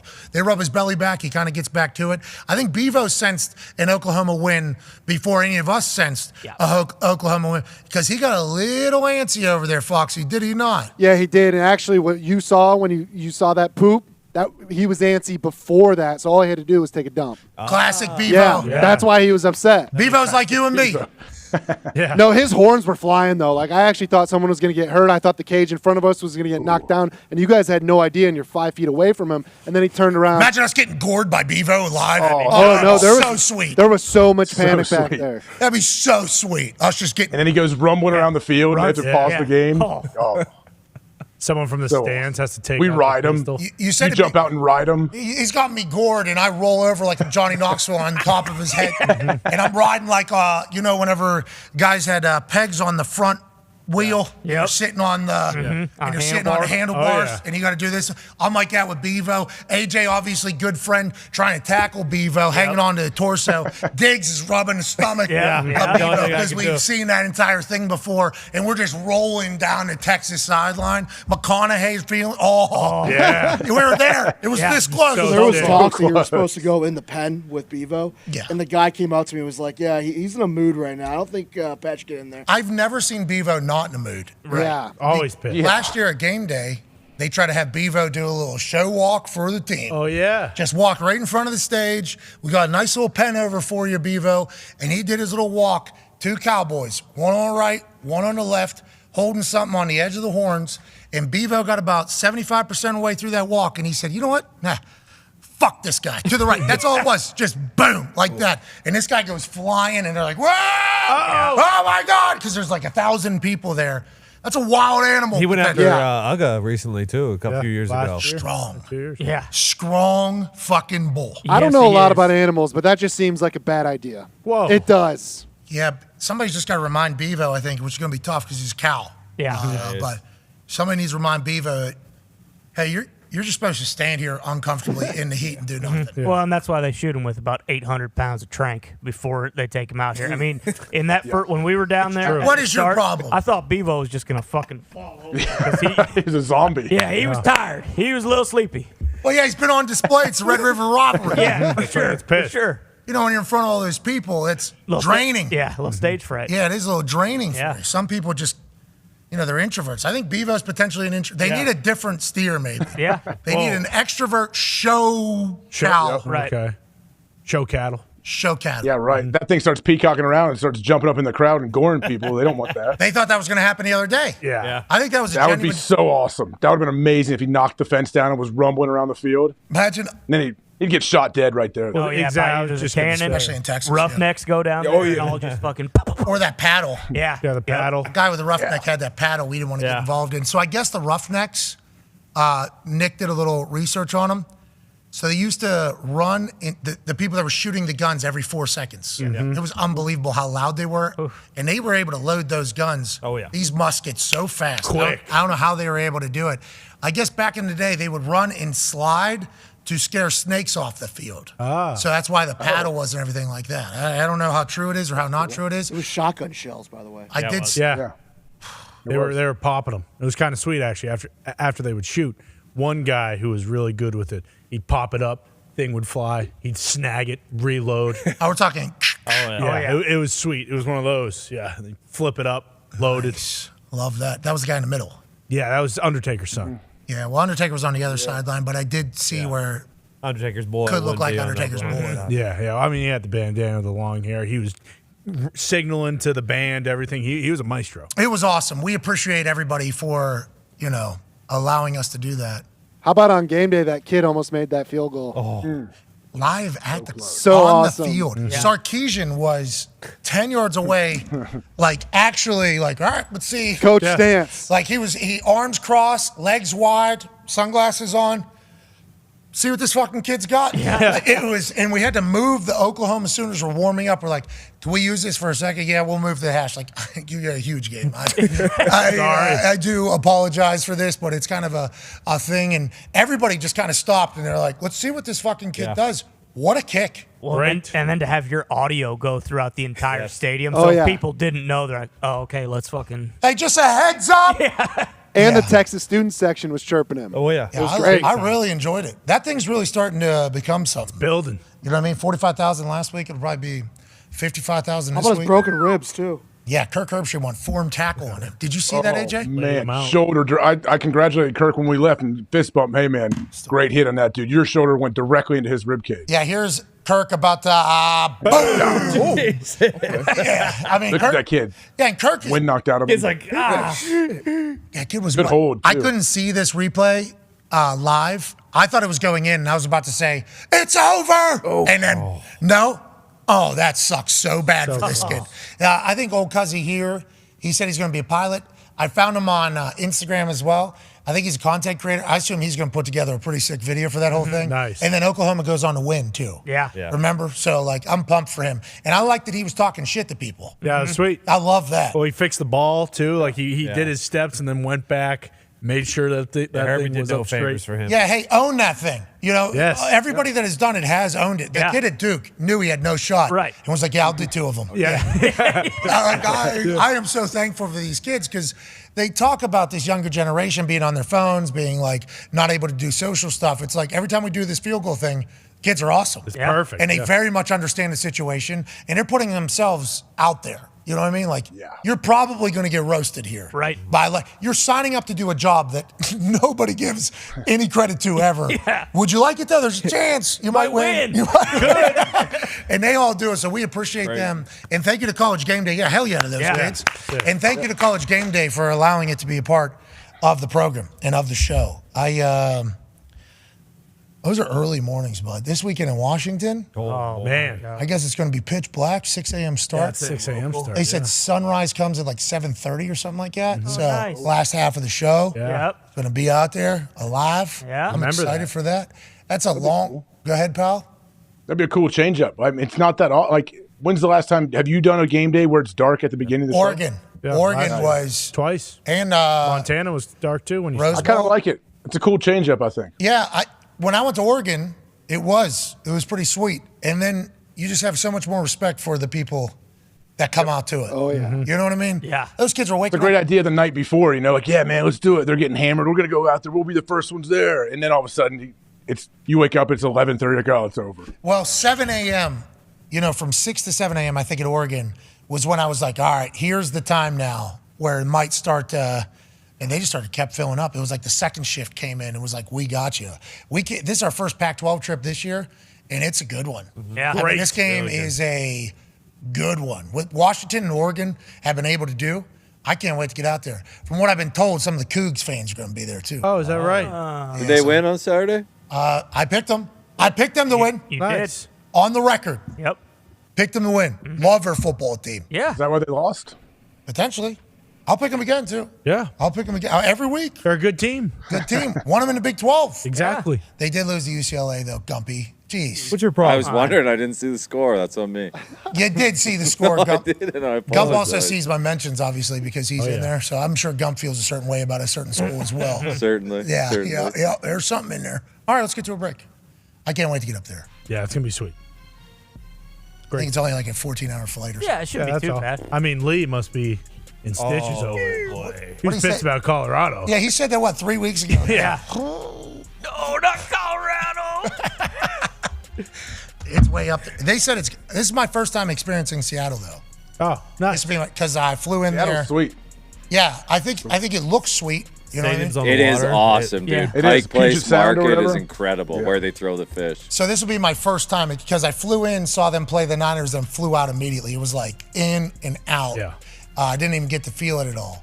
So this time I'll get to see it, feel it a little bit. If Gumpy likes it, that's saying a whole lot. It does, actually, yeah. Went there every summer. It was right there. That was his only way to get out of Canada. Yeah, legit. Yeah. Good spot, though. It was America. It was great. It was great. I think they do the sailgating, too, which is pretty cool. Oh, jeez. Looks good. Yeah, I saw a picture of it this morning. They do races out there. Oh. Yep. Ooh. Oh, no. I lost it. Pat's definitely going to have like a fish throwing segment, right? Boom. Bucket. I don't know. I've been watching the film. It's like a rugby toss. Yeah. I don't have the rugby toss. I could catch that thing, though, I think. But I could find the face of the fish because I think that's what you got to snag, because if not, that thing. Yeah, looking for the gills. Yeah, I'm trying to grab a fish's face. Yeah, Good athlete. You'll figure it out. Yeah, you have the ref toss. You have the ref toss down though. Yeah, but I go inside with that one. You might be able to invent that with the fish toss. Recreate the game. If you can find a fish that's football shaped. Are you allowed to just show up and say, "Hey, I want to fucking throw a fish"? Yeah, I think so. All right, sure you can. All right, that's and they say okay. All right, I'm gonna throw a fish. Yeah. I kind of want to catch one. Plus, I think everybody's on LSD. Yeah, if you get a chance, walk through that market. It's incredible. There's a lot of good stuff in there. That guy needs to throw the fish. I just need. Oh, you can do that. Yeah, easy. Oh, I could toss that fish. Yeah. That's not the official fish thrower, right? Yeah, I think it is. What are you talking about? The guy's got a hose, bro. Did he? Yeah. Put it right where the bag's up. You literally put it in the bag. This is like Steve Aoki with the cake. Boom. Boom. Yeah, they rolled that fish and sold it immediately. I mean, his back foot came up. Don't be dogging the thrower, dude. Dude, he followed through. It's like when you throw a med ball off the wall sideways, and you throw your and you twerk your hips. Oh yeah. Look Your at that. back foot does not need to come up. It doesn't need to. Hey, great toss, pal. Tone doesn't know what he's talking about. it looked like this he guy couldn't throw a fish if he Yeah, fucking it jumped looks out like of his he was hand. doing a layup off the wrong foot. All right, we're back on the other side.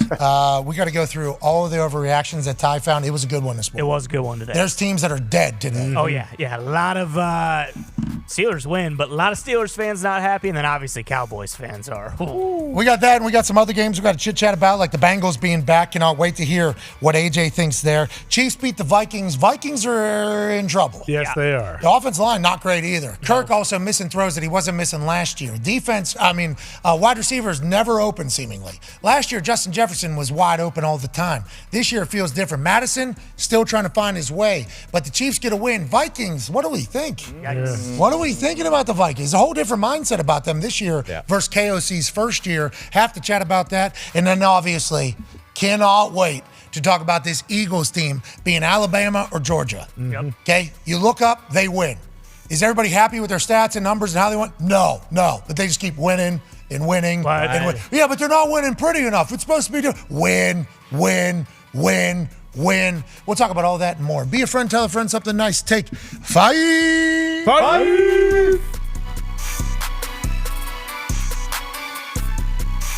Well, nonetheless, as of February 1st, Pat McAfee is officially a contributor with WWE.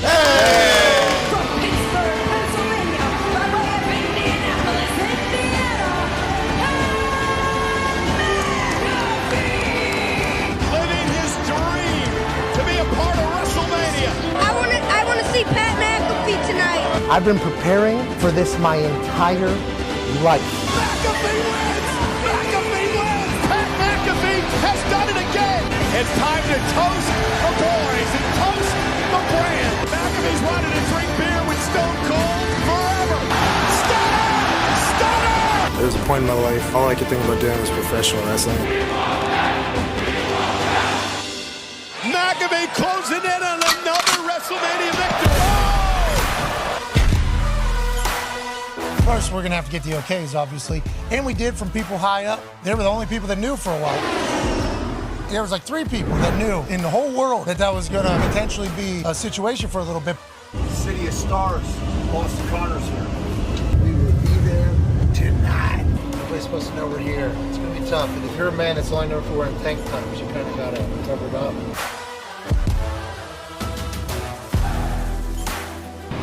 I didn't see him. Hey, I'm Pat. Nice to meet you. He's hanging in the back. One second. Here you go. I put this on my face. I feel shit. Who's on the game? Nobody. This is you until you go out. Come on, dude. Let's go ahead and take a look around. There's some bunk beds there. You know, there's a shitter and a shower here in the back. He sat in that bus 6, 7, 8 hours, 9, 10 hours. I'm gonna turn down that thing. Holy fuck, what a view that's gonna be. Hell yeah. Look at all those fucking people that are gonna be there. Just waiting, for an opportunity to potentially have a WrestleMania moment. It's ridiculous. This is awesome.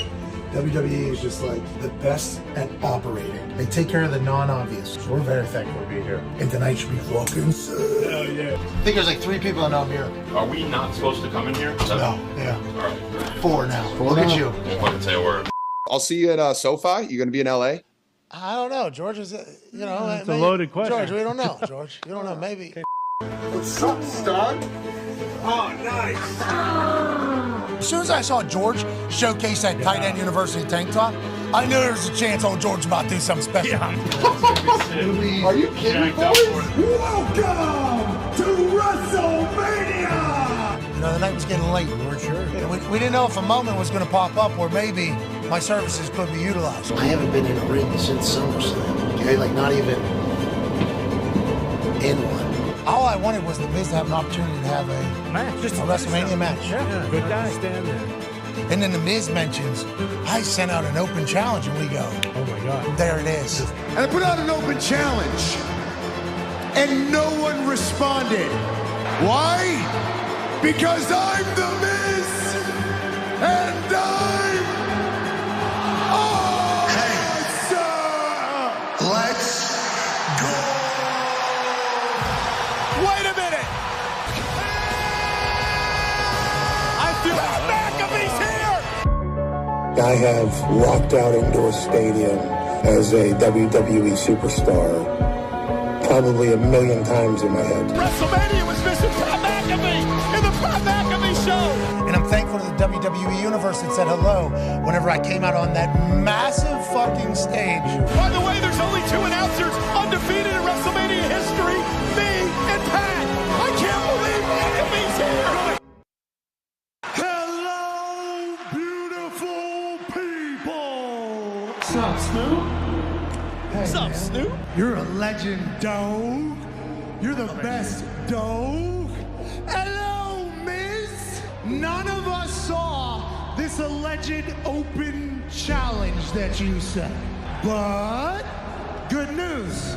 This is my WrestleMania tank top. If you still would like a match, why don't you let me beat your ass right here, right now?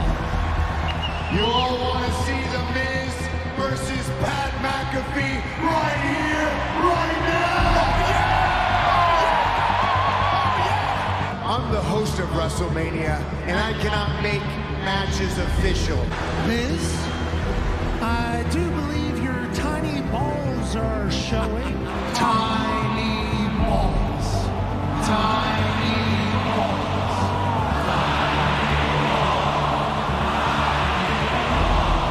Baby meat as well. There's 80,497 people here. Somebody has to be able to make a match official somewhere. I am the dog father and the host of WrestleMania, so I feel like I can make that match happen. Right now, we got a ref, we got you, Let's get cracking. I'm out. Let's go.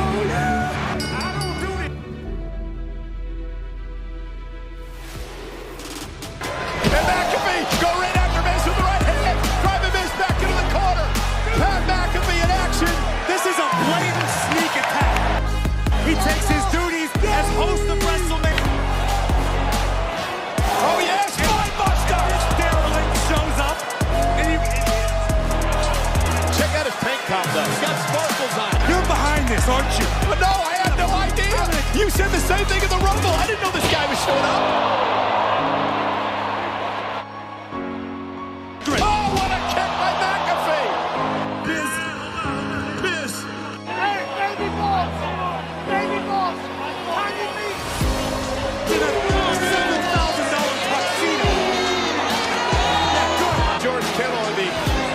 Francisco 49ers. I'm not sure how wise that was. McAfee's got the official distracted in the ring. Kittle just took out Miz. Kittle telling McAfee to go up top. McAfee heading up to the top rope. And taking out the Miz. Now we're talking. Miz may never win another match. McAfee closing in on another WrestleMania victory.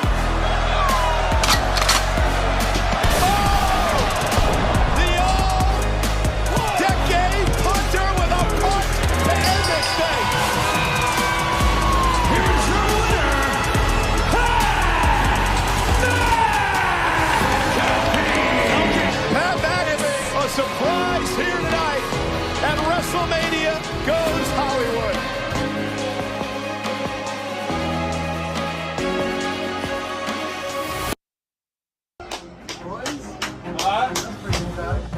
That match was awesome. I had so much fun there. That was a good time. The punt was fucking hilarious. You got a tiny bulge champ going.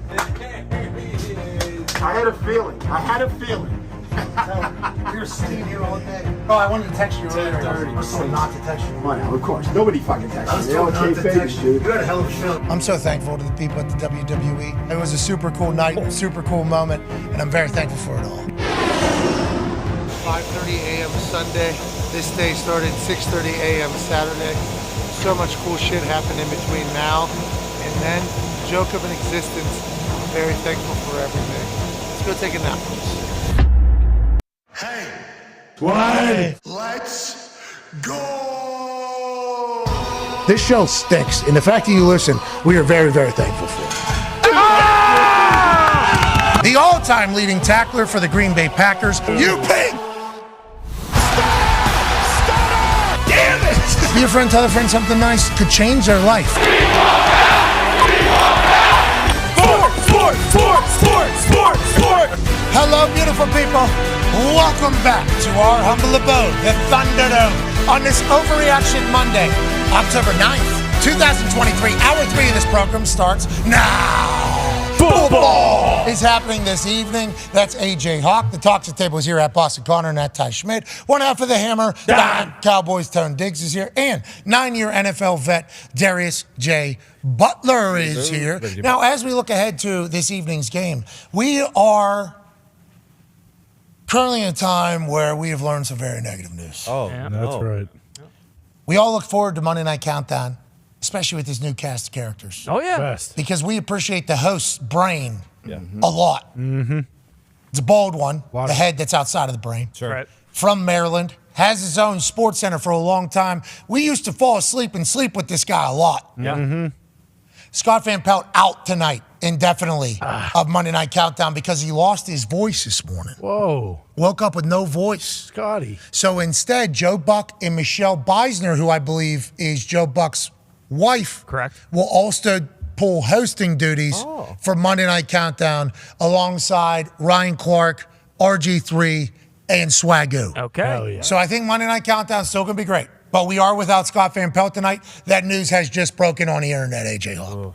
Has he ever missed anything like this before? Like, this isn't a reoccurring deal with his voice, is it? As somebody who has lost my voice in untimely situations and had to power through, this is nightmare. This is the worst thing that could potentially happen. I don't know if SVP has ever had this happen before, but there's all types of things that combat it. There's sprays, there's shots, there's pills, there's this. But ultimately, in the end, it's going to decide whether or not it's coming back. I hope this isn't a long-term thing. Scott, we need you. We need you, Scotty. Need you, Scott. Miss you, Scotty. Don't we, AJ? We do. So he's probably vocal rest for how many days? I don't know. This is like what happened with Morgan Wallen when he was in the middle of his concert run. Happened to Reese last week. Reese Davis had to power through a Notre Dame game while just housing tea and honey and everything else that was available. Joe Buck and Michelle will host the show. So it'll be professionally run. I have plenty of faith in them. But we want to let Scott know, get better, pal. Good luck, Scotty. That's no fun. No, Yeah, no. it's the What are we worst. in? Week 5 going into week 6? Yep. Anytime we do those simulcasts, because of how loud it is, Yeah. have to yell a little bit louder into microphone. And by the time you're done with it, you're like, oh, wow, I just yelled for 4 hours. Is my voice going to be okay? I thought I was going to walk out to a WWE thing, and it was going to be, one of those ordeals. So Scott's going to get healthy. He'll be back, but tonight will look a little bit different. Now, on the field, we have a good one in store with the Raiders and the Packers. Woo. Raiders being favored by 1.5 at home. Over under 46.5 points. Devontae Adams, we assume, will be playing because he's doing an interview with Larry Fitz for the Monday Night Countdown show before Monday Night Football. Probably not having to sit down if you're going to inevitably not dress. That's what Adam Schefter said. Schefter probably knows more than we do. What are you seeing, Tone Diggs? What is the public doing, and what do we need to think about as we make this pick? There is still a 1.5 out there, but there's also 2s and also 2.5s out there. So if you like the dog and the Packers and you want to potentially buy it up to 3, because that's a who has it at 2.5? Let's see here. PointsBet has it at 2.5. FanDuel has it 2.5. DraftKings has it at 2.5. Okay, it's 2. Is it anybody have 2? Bet Rivers has it at 2. Caesars has it at 2. So if you like the Raiders, you are going to those 2. Yep. If you like the Pack, you are going to the others. MGM still has it 1.5. So if you like the Raiders, that is probably where you're headed to right now as we speak, because that's probably changing. Early lean here, Darius. Did you expect the Raiders to be favored at home against Pack? I did not. Early lean here is to the Packers, though. That's honestly, and that's the quarterback and the coach I trust more. Really? You trust LaFleur more than McDaniels? Absolutely. And love everything about that. I don't think that's being said a lot, so I think what Ty just heard, what made him go from 6 to midnight. Yeah, absolutely. I would like the Packers tonight as well. I'm worried that they can't stop the run, and this has the makings of like Josh Jacobs get right game. Is unbelievable. Aaron Jones potentially not playing. I mean, we still don't really know what's going on. Yeah, what did Shefty say? So can we get back to the Shefty report that we put out? Upset, huh? Is he upset with you? I don't think he was upset. I think he was just like, hey, we got to make sure this is right. I've been told that the person that put the tweet out on X re-listened and was like, okay. Wow. He said we think. And then he said, but they do have a bye next week. So that means they might just rest him they'd be more apt to rest him now because it'd be 2 weeks? So this is his message to me after you put the post out. Please listen to my answer on Aaron Jones there. Didn't say we think he's going to play. Just want to be clear there. Said uncertainty with him. So that sounds like probably not play. Yes. Well, and that's what my concern is he was questionable before the Lions game, but then he did play, and then I think he only played maybe 6 plays. Now, part of that was they were getting boat race, so it didn't really matter, but he wasn't out there to start the game when they probably could have used him. So we'll see. I mean, it's been the same thing. D-Butt mentioned earlier, Jordan Love has the worst completion percentage in the NFL, and then he's still, because their run game has been so shitty, he's forced to throw it 45 to 50 times a game. No Bakhtiari for the rest of the season, right? That's been announced by Bakhtiari. Correct. But it sounds like the rest of the line is healthy and playing tonight. That's good. That's huge. It's huge. The Raiders secondary is not that great. Jair's playing, right, Alexander? As far as they know, yes. But he is a little banged up, right? Right, correct. Will he follow Devontae? He said he wants to, but they have also been notorious. I think it was in the first game last year. He said, hey, I want Justin Jefferson the whole game. Joe Barry told him to shut his mouth, and Justin Jefferson had like 189 receiving yards in the first half. I love that. Yeah. We won't make our official picks yet, but we will run through some of the greatest posts on X this morning. Every Monday, we wake up and we think to ourselves, wow, today's going to be a good day. Yeah. Yep. We're going to get to talk for 3 hours plus about a lot of action that happened yesterday and a lot of action that happened on Saturday. But not only that, we get a chance to kind of test the temperature of all the fan bases around the NFL. It is time for hashtag I don't want to overreact, but I heard there were some good ones this morning. I am jacked to dive into these. It became the number 3 trend in the United States on it. Number 2 trend. Number 2 trend. I got a screenshot. Okay, well, we appreciate everybody's participation. We hope it's a nice therapeutic time as you kind of just let it all out about how you feel about your NFL team, and we greatly appreciate reading through them. Here's the first one. Omar Salazar at Real Omar Salazar. Hashtag I don't want to overreact, but everybody aside from Parsons should be on the trading block for the Dallas Cowboys. They need to make some moves externally and internally. Whoa. I don't know what moves they're making externally, but I love the fact that they're thinking internally. Are you all the way out on Big Mike McCarthy and the Cowboys this season because the Niners exposed them last night, AJ? I'm not all the way out, but this does seem to be like a reoccurring thing with the Cowboys, the roller coaster that they sometimes will get on, and we will crown them champs one week, and then the next week everyone's saying trade them, get rid of everybody but Micah Parsons.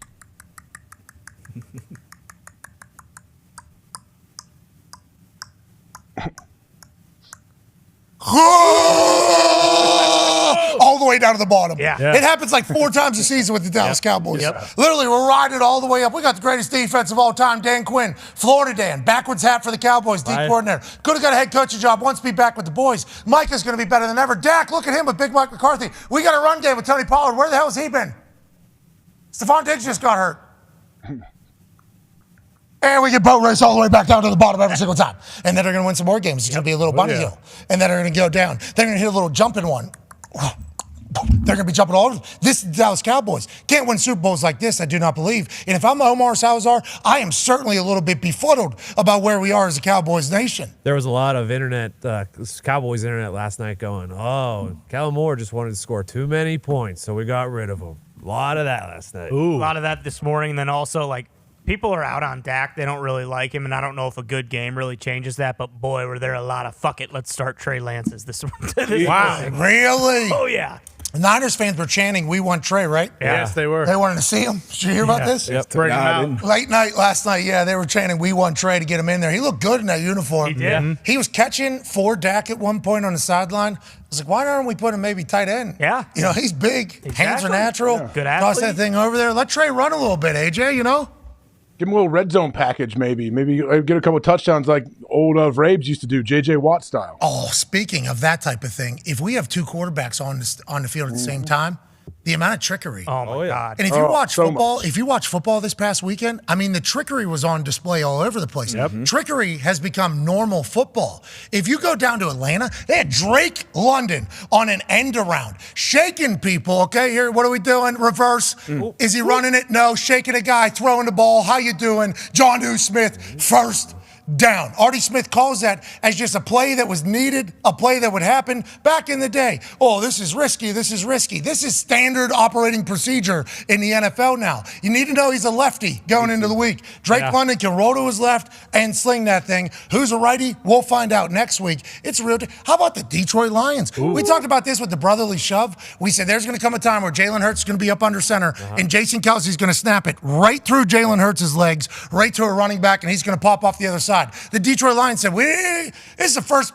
We are snapping it to David Montgomery, and he's going to go pick up the first down. The rear end view is obviously the one that we want to see here. Pause that. Right through Jared Goff's legs, right to the running back, and then Ragnow and the boys have easy pickup blocks. And although it almost gets stopped early, Montgomery's able to pop through for a first down. Not a touchdown, so it's not going to show up on a lot of highlights, but this type of situation is hysterical. That is just normal football in 2023. What's that? Oh, guy bent over, snapping it through somebody's legs to somebody else 7 yards behind them, and then they're going to pick it up. And the Detroit Lions were not done there. Hey, what's the play du jour?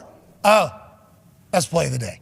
Okay? And I don't know how many people ordered the particular play du jour, but I do know that it was available for all parties. The Detroit Lions started this entire thing. We got a pitch reverse flea flicker that ends up a touchdown for Laporta in Iowa. What a play. The Panthers defense minds are absolutely blown. We just saw a ball get snapped through a guy's legs. Now we got a pitch reverse flea flicker touchdown in our face. I don't know if Frank Reich was thinking on a sideline or if he was ever thinking on a sideline at this stage of the game. But when Ben Johnson gets cooking, it's a thing of beauty. And we talked to George Kittle earlier. He said, we've had that play in since week 8, coach. How come I'm watching another tight end score on a play that's been designed for me? He said, don't worry about it. We'll back it up 3 yards. Same exact play. Order the play du jour, Flo. Reverse, flea flicker, Purdy, Kittle, touchdown, Niners. I love that this is what the NFL has become. There's creativity, there's explosive plays, and there's guys that can handle it mentally and physically to give us the most electrifying style of football that we've had in some time. I love it, AJ. I like the trickery kind of being expected at this stage of the game. I like that it's becoming somewhat commonplace for offenses to do this, and it's not crazy. Like, what's the most they used to do? Maybe run a little flea flicker, back gets the ball, he runs up into the line, turns around, pitches it back, and we throw it deep. Like, that's normally what we see. Now we're getting, like, different variations, double reverse passes. And I'm sure these coaches also at the same time have like, whenever they do think up these creative plays or whenever they install them, they have a lot of fun doing it as well. And the defenses just gives them another thing that the coach is going to have to walk through. Hey, if they run this play, we have to go through our responsibilities for each an individual position. And all of a sudden you get in the game and someone drops a coverage and they score a touchdown. You're like, oh, cool. I'm glad we spent 6 hours on this. Yeah, I'm happy we wasted valuable practice time and meeting time when we could have been talking about, I don't know, third and short, actual red zone defense that's going to take place. That type of mental warfare with these tricks is also a massive piece of it. I think Bill Belichick used to do it all the time. All the time. You know, all their wide receivers could throw. They were going to throw. Tom Brady's going to catch most of the time. Yeah, most of the time. Except for that one time. In the Super Bowl. That we have to bring up. I don't like it. Yeah. Because he has a lot of other completions that take place. But Andy Reid is all in on him. Oh, yeah. Those guys are being talked about as the two best coaches of the modern era. They're obviously doing it. Why not others? I'm happy to hear they're following suit. Because D-Butt, you guys got so many different things happening right in your face. You can't keep up. It's almost a guaranteed touchdown if executed right. Although we have seen some of these trick plays backfire grotesquely, and I think every coach thinks they're going to get fired at that moment. And that's when everybody points in the OC and say, "You idiot!" But I mean, this, like AJ said, this is something you think about. You gotta something extra you gotta think about throughout the week. All right, who's left-handed? Who played quarterback in high school? I remember like Jarvis Landry was a guy who would throw the ball. He was a lefty. And another thing with these, some of these teams have tendencies. I know for sure the Lions. They got, if it's sudden change and they're anywhere around that logo, the one we played earlier with Laporta against the Falcons, I believe. They have some tendencies. That was the P and 10, so the first play of the drive for the 49ers as well. So once again, something else those defensive coordinators and players got to be aware of when it comes to reading their keys with these offenses. Vrabel had some sweet stuff. Yeah. The game that we watched, there was a lot of high football IQ being on display. At one point, third and short, they moved D-Hop into running back. D-Hop is at running back, so now the linebacker has to pick up D-Hop, and then he just squirted out of the backfield, shakes the linebacker, and it's a first down like easy. I'm like, wow, that's like a coach setting up a successful play. You know, like some of these teams, we see offenses that can't do anything. It's like, well, some of these other places, we're watching them like, oh, we're actually going to make this play be successful. D-Hop went for over 100, by the way. Yeah. Tannehill was slinging that thing. Balling. I mean, it was fun to watch. The Colts, though, on the flip side, I think they had Derrick Henry throw a ball yesterday against us. Just standard operating procedure. What are you, 6'4", 270? Yeah, you run over everybody. Yeah, also need you to have some touch with the throw, not just down by the end zone, need you to do it. Shane Steichen, our guy, if it's fourth and less than 5, fuckery's in play. Love it. Every single time. If it's in an area, too, where the worst that can happen is a 5-yard penalty, whether it's a field goal, we can lose 5 yards, or a punt, we can lose 5 yards. He is sending 4th and 3. He's sending team out, hard count every time, trying to steal it. And I assume that's a setup for at some point they're going to actually go for it. But whenever the teams don't fall for it, there's always like a zoom in on Shane. He's like, meh, tried. Meh, I tried. You know, like I tried to steal it. They were actually like some Colts fans were booing him at some points for this little, what he was doing. They're like, want him to actually go for it. It's like at some point he will. Like this is Shane's thing though. Like he sent the punt team out there one time a couple weeks ago against the Ravens, then punt team off the field, then quarterback back on the field and tried to catch Harbaugh in a situation, use the timeout. And Shane was like, all right, yep, got him. You know what I mean? Like I appreciate the way he thinks, like trying to take advantage of shit because delay a game, who gives a fuck? Right, yeah, whatever. We don't. It's going to be a 22-yard field goal or a 27-yard field goal. Who cares? We're going to be punting from the plus 40 or the plus 45. Like for Rigoberto Sanchez, does not matter. So I appreciate that this is like the next stage, feelingly, of football IQ and football decision making. AJ. Yes, you got to find a way to get that little edge, and Belichick's been great at that over the years of finding out different ways, like little things, like you say. Steichen sending the punt team out and send them back and you get them to burn a timeout. All those little things that most people probably wouldn't even notice that much, like those absolutely will come in handy as the year goes. And you're right, they will go for it eventually on 4th and 3 or whatever, and they'll hopefully it's a big moment and they get it, and then he's like, all right, that's what all this is for. I'm just thinking of the other coach being like, all right, anytime it's 4th and less than, let's just get, we don't know. We don't know what this guy's going to do. All of it has amounted to nothing. Every single time he has done nothing, but at any point, he could do something, and it's like that's just added into the work week. Just more shit to think about, more shit to do. And as a fan, it's like kind of exciting. It's like, absolutely. What we do? Yeah, we go. Okay, we're not. All right, all right. I was kind of pissed we were going for it. Still cool. Yeah, kind of. Chiefs did one too. Well, Mahomes kind of had some acting like he was confused trying to get the play call. He was walking towards the sideline, and they were trying to look and see if the Vikings were going to be caught off guard, and they would probably snapped it to one of the backs, but they didn't. But, you got to try it. I like it because now it's trickery with, like, reading. Yeah. Like, what do we, it's like another level of stuff. So I don't know if all Indianapolis Colts fans recognize this with Shane Steichen, but, like, he's in the gamesmanship. Absolutely. Which I am a massive fan of. I am a big, big fan of, like, well, I fucking tried it. Yeah. Like, I appreciate that. Well, and it keeps you on your toes. We always talk about like something that the other team has to prepare for now, and that is absolutely one of them. But the KC one that Debo was talking about, Mahomes like started walking off the field, and then you saw Pacheco like take a step forward and then kind of look as though he was about to snap it. And then the whole defense was going crazy, and then they ended up just taking a delay game. But still, the gamesmanship of it is sweet. Love it. Yeah. Because even the, maybe we'll use it, maybe we won't, but fuck it, let's try it. Like, even putting that on tape is something. And now you have to have a coach, though, that is,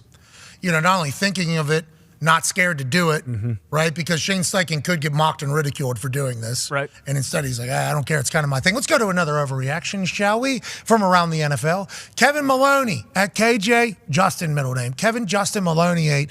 Hashtag I don't want to overreact, but it's time to say goodbye to Bill Belichick. Whoa. Tear it down and start over.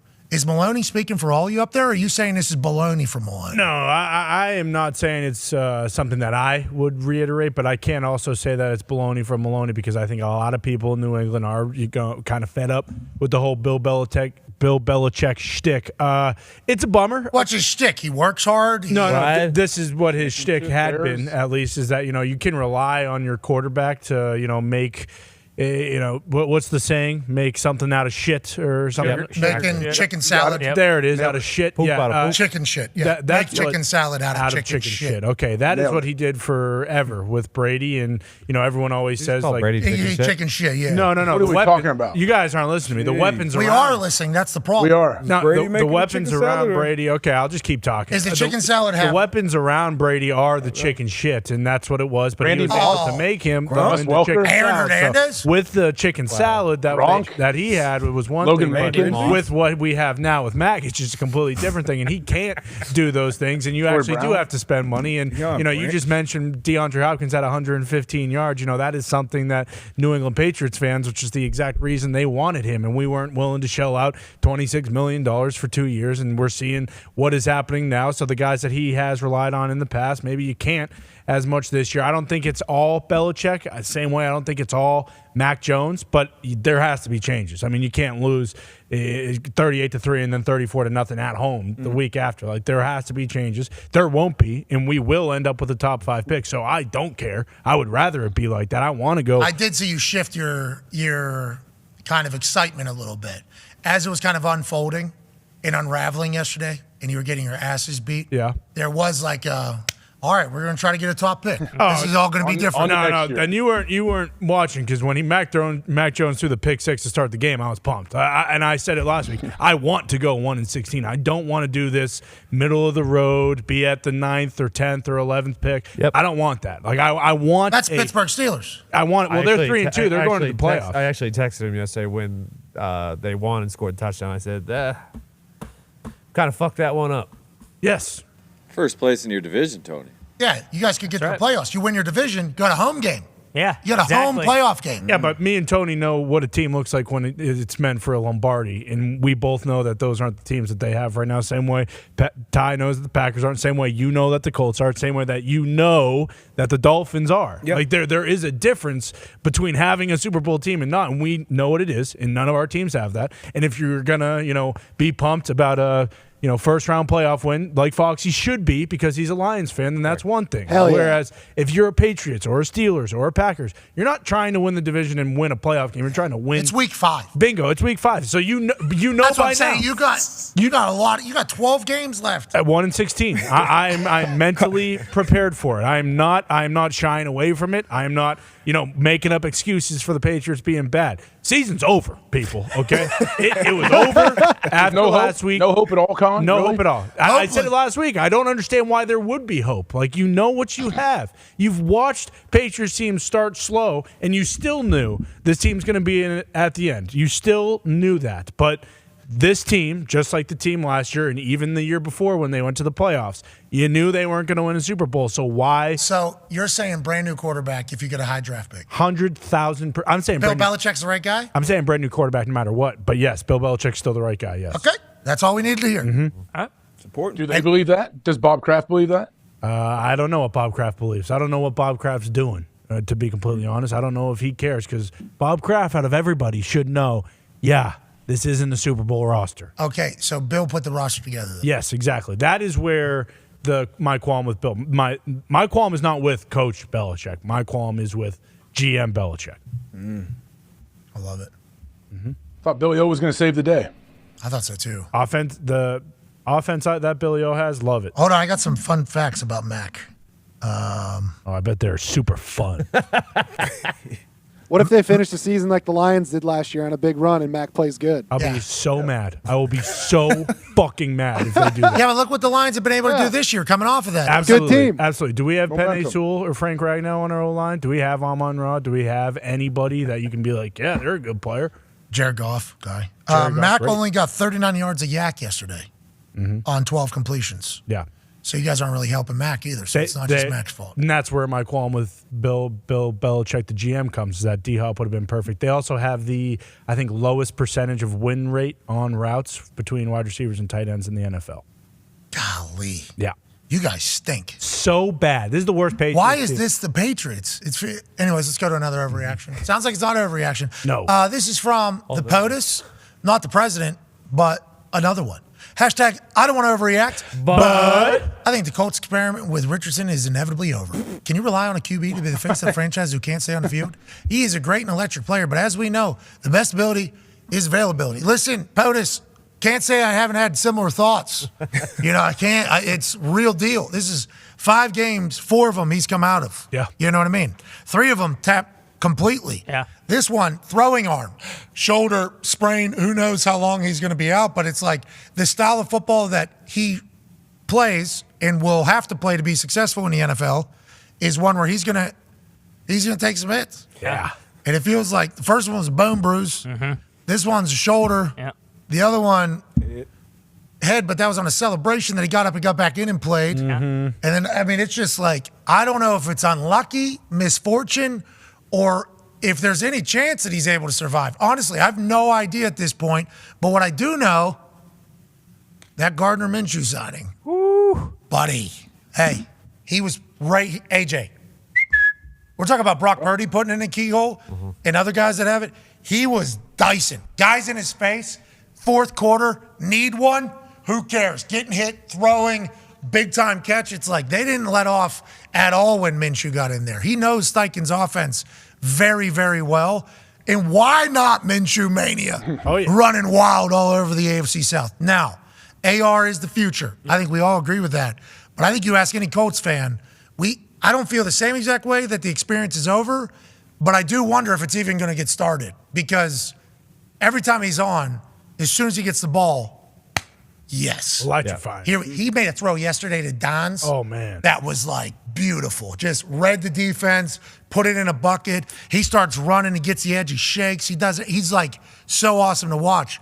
But every time we've seen him play football pretty much, he's not been able to survive the entire game. And yesterday looked worse than ever with the way he was tapping his shoulder. I'm scared to death, like the POTUS, that he is never going to be able to really be an NFL quarterback at this point. But hopefully I'm wrong, and hopefully everybody's wrong. Yeah, I'm scared of shit too. And obviously we drafted him but I think you mentioned it earlier a few weeks ago, like he was banged up kind of in college. That's why he didn't play much. And then coming into the league, at the same time, it's still too early. We had those same concerns with Tua. Obviously, very different styles of play, but Tua was hurt a lot in college. He was hurt early in his career, and now you see him kind of turning that corner. But you got to be available out there. But this signing of Minshew, it's we used to have luck. He would be banged up. When Hasselbeck would come in and have to play for a few games, he went on like a 6-game winning streak. He still felt good running out of that tunnel. So that's very, very important having a guy like How Minshew. come you guys just don't give bigger pads?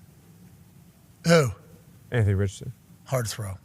Okay. Yeah, and the Tua thing. You got to remember because he can. Yeah, but he's got a strong arm, so I figure he go overpower with pads. Yeah, but I'm just saying, like, with the way he throws, you put those pads big, that ball's probably... Give him like old school, like, huge. Like A.J. Hawk High School. Yes. Neck roll. Give him a neck roll or cowboy collar. Like the hit that he got hurt on Sunday, like, yeah, it looked like a hit, but didn't expect it to be. He's just got to adjust how he's going to naturally adjust how he plays. I just feel like the experiment is not done. Like, he is absolutely still going to be great in the league, but I think he's just going to kind of have to figure out when to get down, how to get down, all of that stuff. Certainly saw force into the ground, but also like that tackle is going to happen, especially if you're a ball carrier. Right. Like that's going to, in the one there where his knee got bruised, it was like that looked like a pretty standard kind of standard tackle. And it's like, is he just getting unlucky with all these? I think maybe. We just need to take, what was that bathtub that Jeff Daniels and Peyton Manning took into Ford Field? There was whiskey in it, I'm pretty sure. Yeah. Whiskey, Blood. urine. Blood. We just need to reverse the curse of this guy getting hit or hurt whenever he gets hit. Well, that's what's tough is you can't, like, we're already talking about, he just needs to change the way he plays. Like, the play he got hurt on, like, you're drafting him to do that kind of stuff. It's tough 5 games in to be like, oh, shit, well, you got to change the way you play. We need you on the fucking field. He did sit down one time. Remember, he slid, and we all gave that was good. Yeah, because there was like 2 players that he could have tried to split and probably would end up getting hit, and instead he just slid and sat down, and we're like, okay, I like that. But on that particular play, like, that's the play. Gonna happen. You know, like that's the style of player he is. We talk about this with Justin Fields. Like, the elite Anthony Richardson is going to be one who can gash you with his legs, and then gash you with his arm. Like, that's just going to be how it is. He's not going to be a pocket quarterback for the next 5 years. Now, maybe whenever he gets older, 10 years into this thing, they're just going to utilize him as a pocket passer and everything. But with what our offense is, and now with Jonathan Taylor back, if he can get back to form, if Jonathan Taylor can get back to form, with Zach Moss there as well. Yeah, do they need him? Obviously, he's great, but they don't do. Yes, it'll be great to have both these guys rolling like they are. Yeah, it would be great to have Jonathan Taylor back to form. If we can get him back to what he was, that'd be great. Zach Moss obviously picking it up. Gardner Minshew seems to be unflappable. Michael Pittman Jr., Alec Pierce doing his thing. Ogletree doing his thing. I think Jelani Woods was hurt. Josh Downs, too. Mo Alley Cox. Josh Downs has made a lot of plays this year. Branson. So it's like, I think we actually have a team. Yeah, absolutely. I think we actually have a pretty good team. And it's like Minshew signing is getting more and more appreciated, not only every game he plays, which has been 4 out of the 5, but like every single day. Don't you think the Jets would love Minshew right now? Like, that's a certified playoff team with him. They'd cut their balls off for him. Well, and that's like Zach Moss. I assume there's a lot of teams that are like, hey, you just paid a guy $26 million over the next 2 years. Yeah. You probably want Zach Moss out of the building, right? And it's like, I hope not, because he's one of our most explosive guys. I saw a tweet. Was the roof open yesterday? Yeah, it was 50 cold degrees. and It was windy. raining. Yeah, but they're undefeated with the roof open, Tony. So does that even matter? Yeah, I'll tell you what. I'm sure we've won some games with it closed too. I thought that was weird. That was a bold move. Yeah, he actually AR's only gotten hurt at home when the roof is open. A lot of rumors about why that roof was open yesterday. It was chilly. Cold. Yeah, it was cold. It was cold. I run hot, and there was like numerous times where I was like, this is so dumb.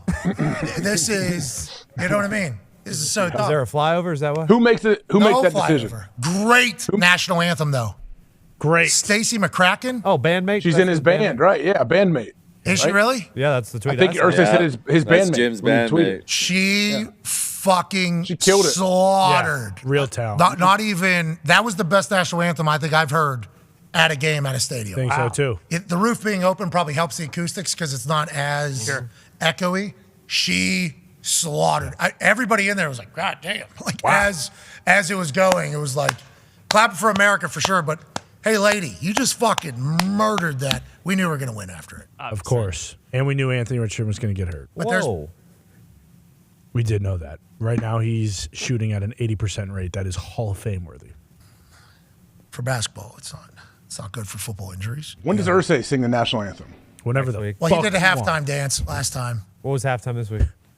Dice rolling. Muppet Babies? Nice. It was electric. The dice were freaking sweet, dude. I'm not even kidding. I would say blue, Colts mascot. Air or Actual blue, furry blue. He drained the long distance shot from the top thing on like his second try or third try. It was very impressive with the wind that was currently in there and how cold those balls were. And then the dice roll was certainly something. I love something.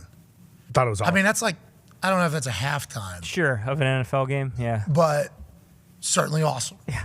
Certainly cool concept. Neat experience. Where should it be then if it's not halftime in NFL? That's like a timeout in like the middle of the second quarter. Yeah. or For like the, Definitely. They have the worst halftime For shows sure. in the NFL. The whole NFL, yeah. And it makes no sense because Jim Irsay's got Chris Angel dangling. He understands. Exactly. Good. He's a showman. Yeah. They need, that's something that if I could have a comment box. Slide that one in there. Bigger Jumbotron, better halftime show. They got the place for the Jumbotron, too. It's literally, just put it right in front of the window. That's right. It felt like they were testing Everybody's that, doing though, that. because they only opened the roof. They weren't opening the window. So maybe that's what they were doing. Like, hey, let's see if just with the roof, if it still feels great. Because if it does, then we can revitalize that window. It was cold as shit in there. We also talked about putting the DJ in the roof. Yeah, so when the dupe starts, what's the... Doop. No, I don't think. That's at ours. Oh, we're not... No, that's not it. That's levels. But isn't it like a doop? Foxy had it. What the hell are you talking about? No. I don't think that's it. That's it. I think that is it, actually. Doop, doop, doop, doop, doop, doop. Yeah, that is it. Yeah. Right. Yeah, sorry, Foxy. Sorry, it's 100% on me. I realized yesterday that us humans are pretty simple. You just give us a catchy little doop, doop, doop, doop, doop, doop, doop. Everybody. Doop, doop, doop, doop, doop, doop. It's awesome in there when that thing gets going. We found it. Then they paused it, put the old song on. I assume there is certainly some sort of bullshit going on behind the scenes of who wants what. It's like, we got it with the dupe. Please. You said it yesterday. If they just keep it going to kickoff. All the way to kickoff. Everyone sings and it. then when you have to turn off the music at 15 seconds or whatever the play or when the ball's kicked, it's like, I assume the They'll stadium still do it. Yeah. will still be doop, going. doop, doop. And then if a 3 and out happens immediately afterwards, guess what's still on the minds of the crowd? We're right back. Yeah. We are right back into doop, doop, doop, doop, doop, doop. I think they could ride that thing for maybe, it could be a 2-hour ride of the dupe in that second half if they wanted to. This is a very niche conversation. Yeah, but as soon as those people hear that song, it won't be niche because it'll be the #1 song in America. Bro, it's called Maria by Scooter, I believe is the person that made the song. Maria by Scooter. You got to go to 1:06 in to that song. Yeah, the first 1:06. We got it. Yeah. Get to it. Uh-huh. Get to the derp. All right, let's go to another overreaction. This is from Connor Speed, at Connor Speed 6. Hashtag, I don't want to overreact, but the AFC North is dead. Whoa. When the Pittsburgh Steelers are in first place with Matt Canada at the helm of the worst offense in NFL history, you can go ahead and just bury the entire division. We all fucking stink. I love that. Jeez. I love that. I don't necessarily disagree. Well, Bengals are finally back. No, Yeah, Joey B and Jamar Chase Bengals found got it. Oh, congrats. You did it against what everyone said would be the worst team in the NFL. Whoa. What everyone said is not the outcome of what it Well, actually their is. defense still stinks. The Cards have put it on a lot of people this year. And the Bengals were able to show up and show out. Jamar Chase, all the way back, AJ. I assume him saying, I'm always fucking open, was a nice reminder to Zach Taylor. Oh, we should draw plays for this guy. And then Joey B's able to find him miraculously more often than he has all season. I love what these guys did yesterday. I'm thankful that they're back in the world of sport being great again. And the Bengals, who have started slow every single year, have done it again. And now we're at the point where we just get to enjoy them. I think the Bengals are all the way back, and we are all going to be better off because of it, AJ. Right there. Beautiful ball right there. Well, I think going into this game, we were questioning. I know Joe said he feels as good this week as he has all year. And I believe him now. After watching this game, I watched him scramble. He had to run. I don't know. He got 10, 15 yards or whatever, but he was moving downfield and didn't look like his calf was an issue at all. So I think we should see more of this from the Bengals. I think so, too. Congratulations on the Bengals joining the 2023 NFL season. Oh, yeah. We're all thankful for it. Joe took some massive shots early. Yep. Big-time shots. Yeah. Bounced right back, put on his free outfit, went into the press conference, said, Kid Cudi gave me his shoes, and Trevor gave me this thing. I went to high school with him. He's this. And then Jamar Chase went on the X and said, yeah, I'm 7-Eleven, baby. I'm always open. I appreciate this. I love this. And the NFL is better with this Bengals team doing great things. Yeah. Did that without T, too. No T. Higgins. They're still scoring 34 points. That's dangerous. That is dangerous. And the AFC North is a division that does not look dangerous at all. So although the Bengals started slow, I think everything is very much within their grasp. Don't dig. Yeah, as far as the division is, for sure. But, in the grand scheme of things, winning a Super Bowl, that's not a possibility. What? Tony. For the Bengals? Come on, Tony. Hendrickson had like 2.5 sacks this What are game you too. I talking mean, he's about? still rolling. Chase just had 3 tuds. That's like game changer. What a game break? You don't believe that. You don't- I do. What do you believe? No. You believe that the AFC North has no title contenders? Yes. Wow. Tony. I still believe in the Ravens. They dropped. I mean, what, 7 drops yesterday? 8, Can't actually. It can't get much worse than that. Bateman in the end zone, right? Would have been a Bateman in the end touchdown zone. for half. Zay had 2, but one of them, TJ Watt was punching him in the throat. So Did you see TJ Watt say, "This is my new tackling style"? I did. Yeah, I thought it was pretty creative. How about him winning the game, taking the helmet off? I don't care if there's a penalty. Let's have a good time. Yeah. What a win. This is a massive rivalry. This is a massive rivalry in the NFL. And it's a beautiful thing. I hope we keep it forever. But like Pittsburgh, for shoot, hates the Ravens. Yeah. Ravens hate the Steelers. TJ Watt punches guys in the face in the middle of plays. And the Steelers somehow are 3-2 in the AFC This North. one, though, like the Steelers Ravens is a respectful hate. Like, I respect the fuck out of the Ravens. The other 2 teams in the division, I have no respect for those 2 teams. Why? Why not? Well, because they've stunk forever and they have no business being up there. All right, let's go to another overreaction. The Browns, we still don't know, right? no, still do not know. We still don't know about the Browns. Nope. Isn't that they're- crazy to think about? Quarterback's Yeah. 230 guaranteed, and I don't want to play. Yeah, that was a wild scene over there. But hey, bye, we're back maybe. Let's go to another overreaction. This is from Mick Pickums. This guy's giving out bets. Every week. day. All day. Hashtag I don't want to overreact, but the Chiefs are frauds. Should have lost to the Jets if the Jets would have thrown flags on the obvious holding on Mahomes' big run. And they got absolutely bailed out yesterday with the no-call pass interference and no call on Snead taking his helmet off on the field. Chiefs fans do not deserve a victory Monday. The NFL fully wants them in a Super Bowl so Taylor Swift can show up and bring in more viewership. Shit is rigged. Whoa. AJ saw a lot of the Taylor Swift effect oozing into the refs in their decision making this past weekend, even though she wasn't there. Snead takes that helmet off. That would have been after 4th down, so it would have been after the play, after the series, which would have done. Yeah, it would have been 15-yarder. Wouldn't have got the ball back more for them. So that kind of gets thrown to the wayside. But complaining about that also, that's not like complaining about, hey, it was a PI they didn't call or they should have done this or that. It didn't affect the play. It was after the play. Yeah, but the ref saying, put your helmet back on is. Yeah. What was the big helmet penalty that got everybody's kind of more attention? It was like a couple years ago. So I feel like since that one, it must have been a primetime game, but everybody was talking about it. And since that one, every time somebody sees it, especially anything with the Chiefs, there's going to be a bunch of people bitching. You're talking about the helmet coming off? Yeah. Yeah, because somebody, after a celebration, it's normally like celebration, isn't Yeah. it? Guys take the helmet off, and then it's called 15, and then the world's informed that that's a 15-yard penalty. And now everybody, I think even KOC was like, he took his, the head coach of the Vikings, like he took his, what are we? Romo was confused too. Yeah, I think we all were. Yeah. Because it's just kind of standard My business football. My favorite one ever was when the guy in the Super Bowl, well, actually, he didn't have a helmet on. He also didn't have pads on. He just had sandals on. Yep. I believe that was the Bengals. For the guy. Bengals, yeah. In the end zone. That was great. In the celebration. That was sick. Yeah, I do remember that. I love, though, that we add Taylor Swift into the script writer. Oh, yeah. You know what I mean? It's gold. Not that the Chiefs haven't won back-to-back Super Bowls already. Right. Not that they haven't. But the reason now why they're winning games, because they want Taylor Swift and the Swifties at the Super Bowl. That's right. Okay. Finally put Kelsey on the map. Yeah, the NFL only has hundreds of millions of viewers every single Super Bowl. This year, though, they're thinking to themselves, if not Taylor, we got no shot. That's right. We need the Swifties. So week 5 of the NFL season, we need to start cooking things to make sure we're going the right direction. People believe that fully. Oh, yeah. NFL not making it. You know, they're sending out press releases to, hey, this is why we're showing Taylor Swift and blah, blah. So they're not making it, I don't know. Yeah, the conspiracy fodder is certainly in abundance. Oh, yeah. They run the free promotion Yeah, of the Taylor's bios, movie. the The photos. Chiefs are also just like the Patriots now, to a T. Every single Monday, people bitching that, the refs are in the Chiefs' pocket every single week. No matter what the score is, there are so many of those on Monday mornings. Yeah. And we'll take it more serious when somebody shows us they can stop Pat and try.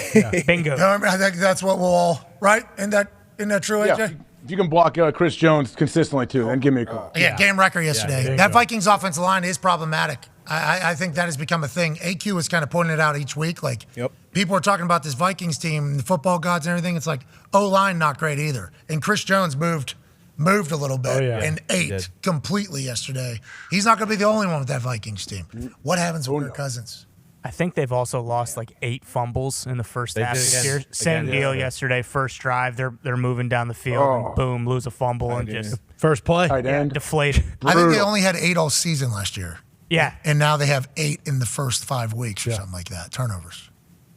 Isn't that crazy? Yeah, nuts. So make you crazy as a coach, wouldn't it? Like, man, what are we doing different that is causing this? What did a football go? Did somebody? Or are they walking around with the facility with balls? And there's people trying to punch them out while they're walking around the facility? Hey, the ball is a program. That's right. They need to start doing it. Also, I'm not saying Dalvin Cook is doing. I mean, Breece Hall with the Jets. Man, dog. He's awesome. So He much is fun. awesome. He's back. Bro, just jump cut in the hole. Boop, see ya. I'm gone. the exact same clip we saw 5 times last year. Yeah. Him just breaking through the first line, and then I'm out of here, actually. I've decided I'm not going to get tackled. Well, that's not it. But he had a long 70-some yard touchdown. Here it is, 72, see ya. I've decided I'm not getting tackled. I'm shredding out. Now, great work by that offensive line, providing a big, gaping hole. Love the strategy as well. But the home run hitting, Breece Hall is back. Remember a couple weeks ago, we thought Breece Hall was all the way back, got caught. And we thought to ourselves, oh, Breece isn't all the way back. Breece is all the way back. Yeah. They still got Dalvin Cook in there too, who hopefully will find his form as the season goes. But I think the Vikings not having him, with Madison being the guy who's supposed to replace him, losing Adam Thielen. Not that Adam Thielen. He had a big day yesterday. Boom, but Adam Thielen on that offense potentially takes some eyes. Offensive line not playing as good as they played last year. Like there's things start adding up, whenever you start changing it. A lot of season left.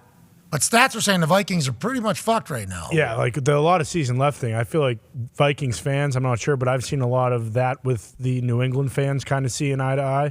Like it feels like the Minnesota Vikings fans are kind of done with Kirk. They know that he's on the last year of his deal, and there's no real point to win games. And then they also think, hey, if we have a top 5 pick, could you imagine like a Caleb Williams or a Shadur Sanders playing, or a Drake May playing with Addison and Justin Jefferson for the next 10 years? Yeah, would be crazy. Yeah, probably. Grass is always greener. True. That's right.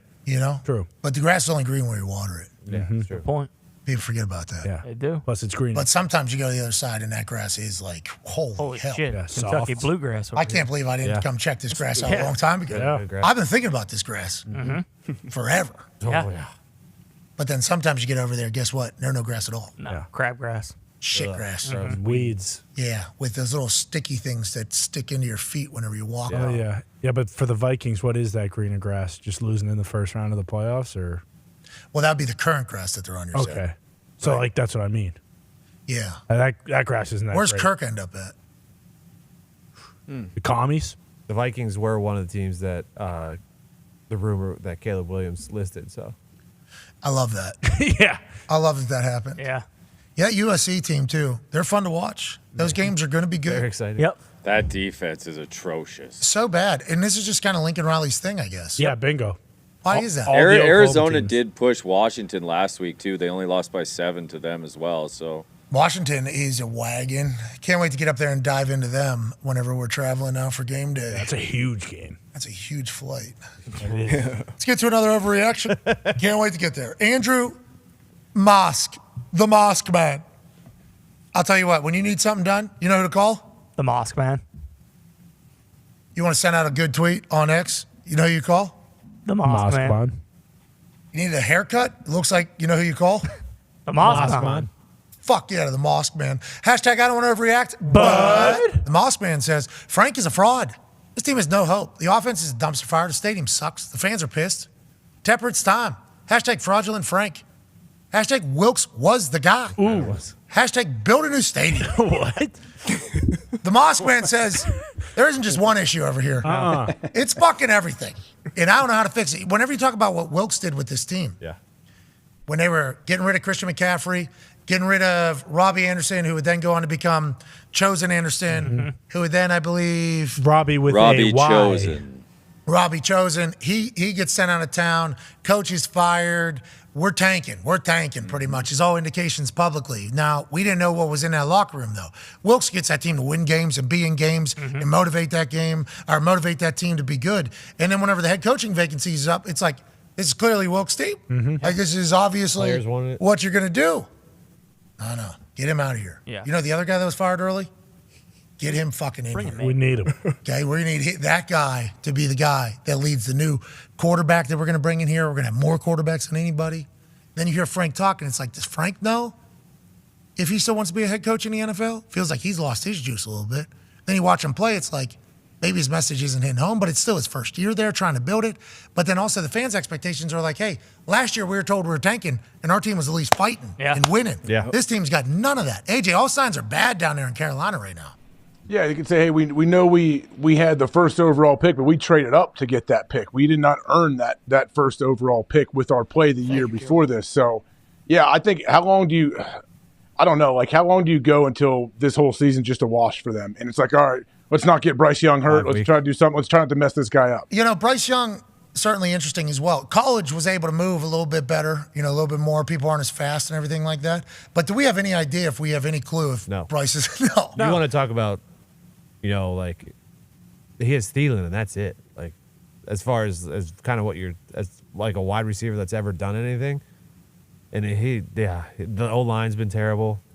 Wait, didn't Jordo Schultz report that they were going to go heavy after some like big time targets to bring in?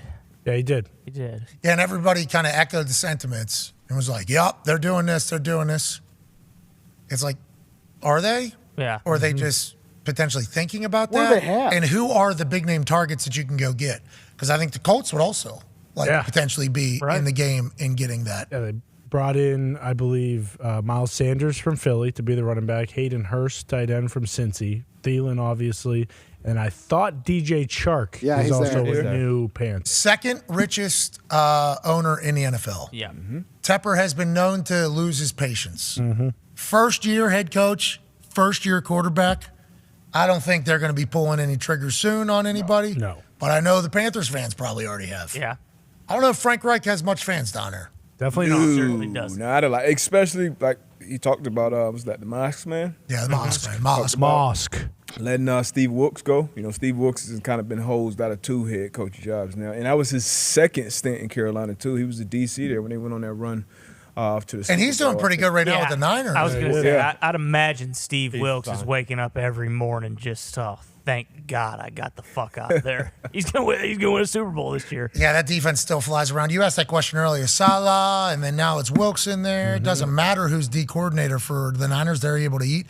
They're aggressive. They hunt, and they play. Yeah. Wilkes has to love everything about being over there. Absolute. Good players make good coaching. You got a guy like Fred Warner who's the shot caller on your defense. I mean, I can go in there and call that one. Oh, D-Bud. Hello, D-Bud. You want to be a D Are coordinator? you angling right now? Are you trying to get a job? Sounds like you're. Butch. AQ, every once in a while when I see AQ start dancing and talk about good design, I'm like, AQ trying to become a run game coordinator or something? What if people from our show got jobs? That'd be sweet. That would be so fucking AQ hilarious. should go home and call the place. What's that? He should go home to Western PA and call the place. Needs to come home. Get that boy home. You think AQ's moving back to Pittsburgh? Is that what If he you gets mean? offered an offensive coordinator job? I think he's going to be checking for a warm weather climate. He loves Arizona. Yeah, loves it. He ain't getting a job there. There's not enough red light in Pittsburgh for him to move to Pittsburgh. Yeah, do you imagine how many of those red light treatments he would have to give himself in the winter in Pittsburgh? His skin has completely forgotten what the Three Rivers town feels like. Maybe he relapses. What's that? Gets fat? Go back to the old AQ. Yeah. Yeah. That'd be good for him. Yes. We want that old AQ. That's straight from the go AQ. It's shaped like a zero AQ. You know what I mean? Like that is who we're. Miss the old AQ. We're proud of you, though. This is the best you've had. Great. Huge. But with the way he sets things up, it's like, I wonder how many people watch. Because allegedly people around the league do watch his program. And they see him, and they're probably like, get a guy in here for a run game coordinator. We'll pay him 15, 20 grand. Yeah. Come in here 12, 13 hours a day. Yep. Drop some cards, get the coach, live out a dream, maybe win a Super Bowl. How about it, pal? Huh? Deal? Put her there. Yeah. AQ's like, I'm in the shipyard pissing in my toilet, not flushing. Hey, training guys in the offseason, doing my thing. Let's go to another overreaction, shall we? Let's go to Marcus Jankowski.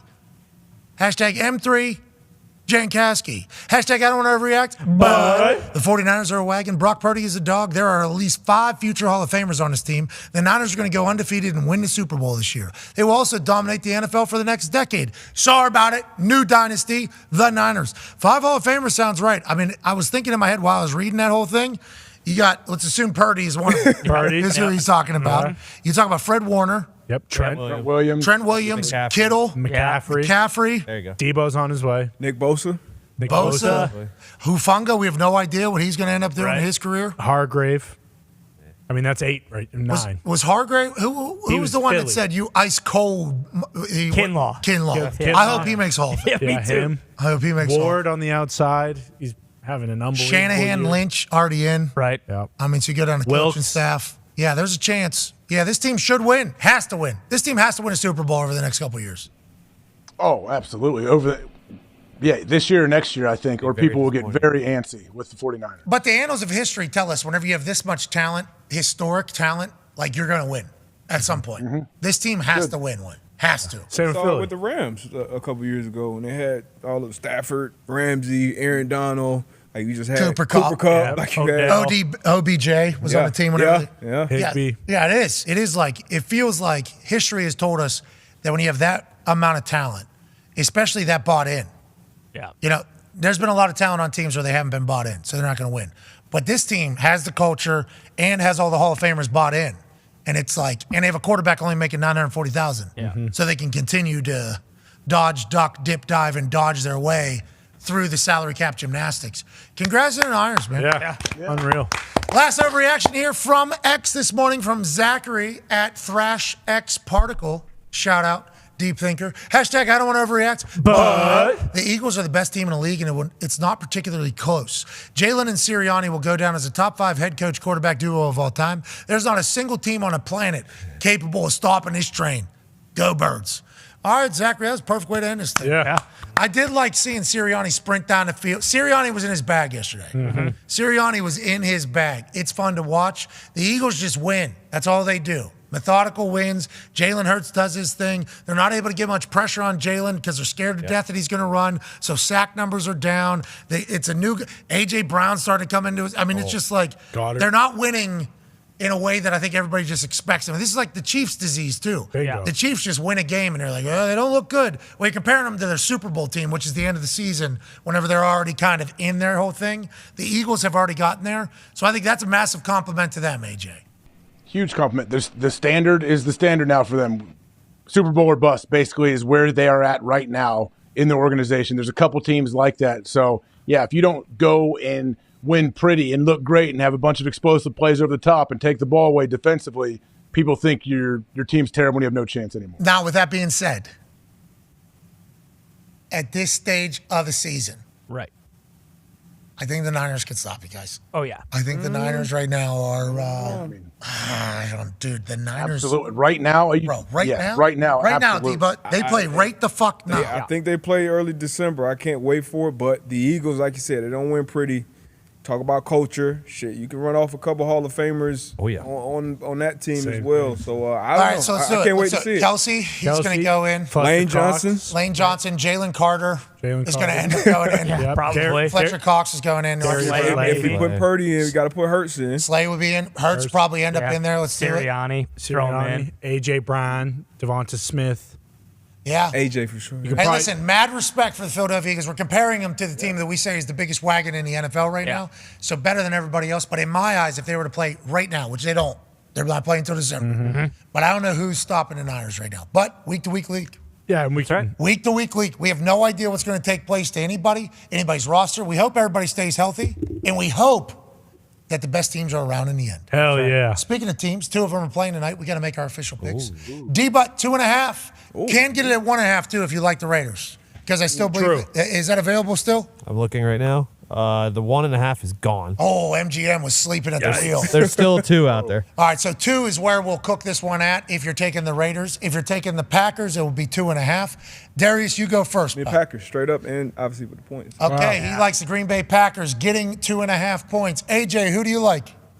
Absolutely. Green Bay Packers plus 2.5. Hell yeah. Can we get the standings from this past weekend? Yep, I'll take the Packers as well. All right, thank you so much, everybody. I don't know. Let's have an incredible Monday evening. Let's enjoy the hell out of tonight's Monday Night Football on ESPN and on ABC. And a big thank you to Adam Schefter, George Kittle, Connor Bedard, and all of you for overreacting ridiculously on the internet. This NFL never sleeps, so neither will we. Thank you all so much for allowing us to live this life, to do this for a job. You are the best. Aaron Rodgers Tuesday is tomorrow. Pete Thamel's currently on ESPN. Yeah. We need to sprint over there and hear what he is saying. Be a friend, tell a friend something nice. It might change their life. Goodbye.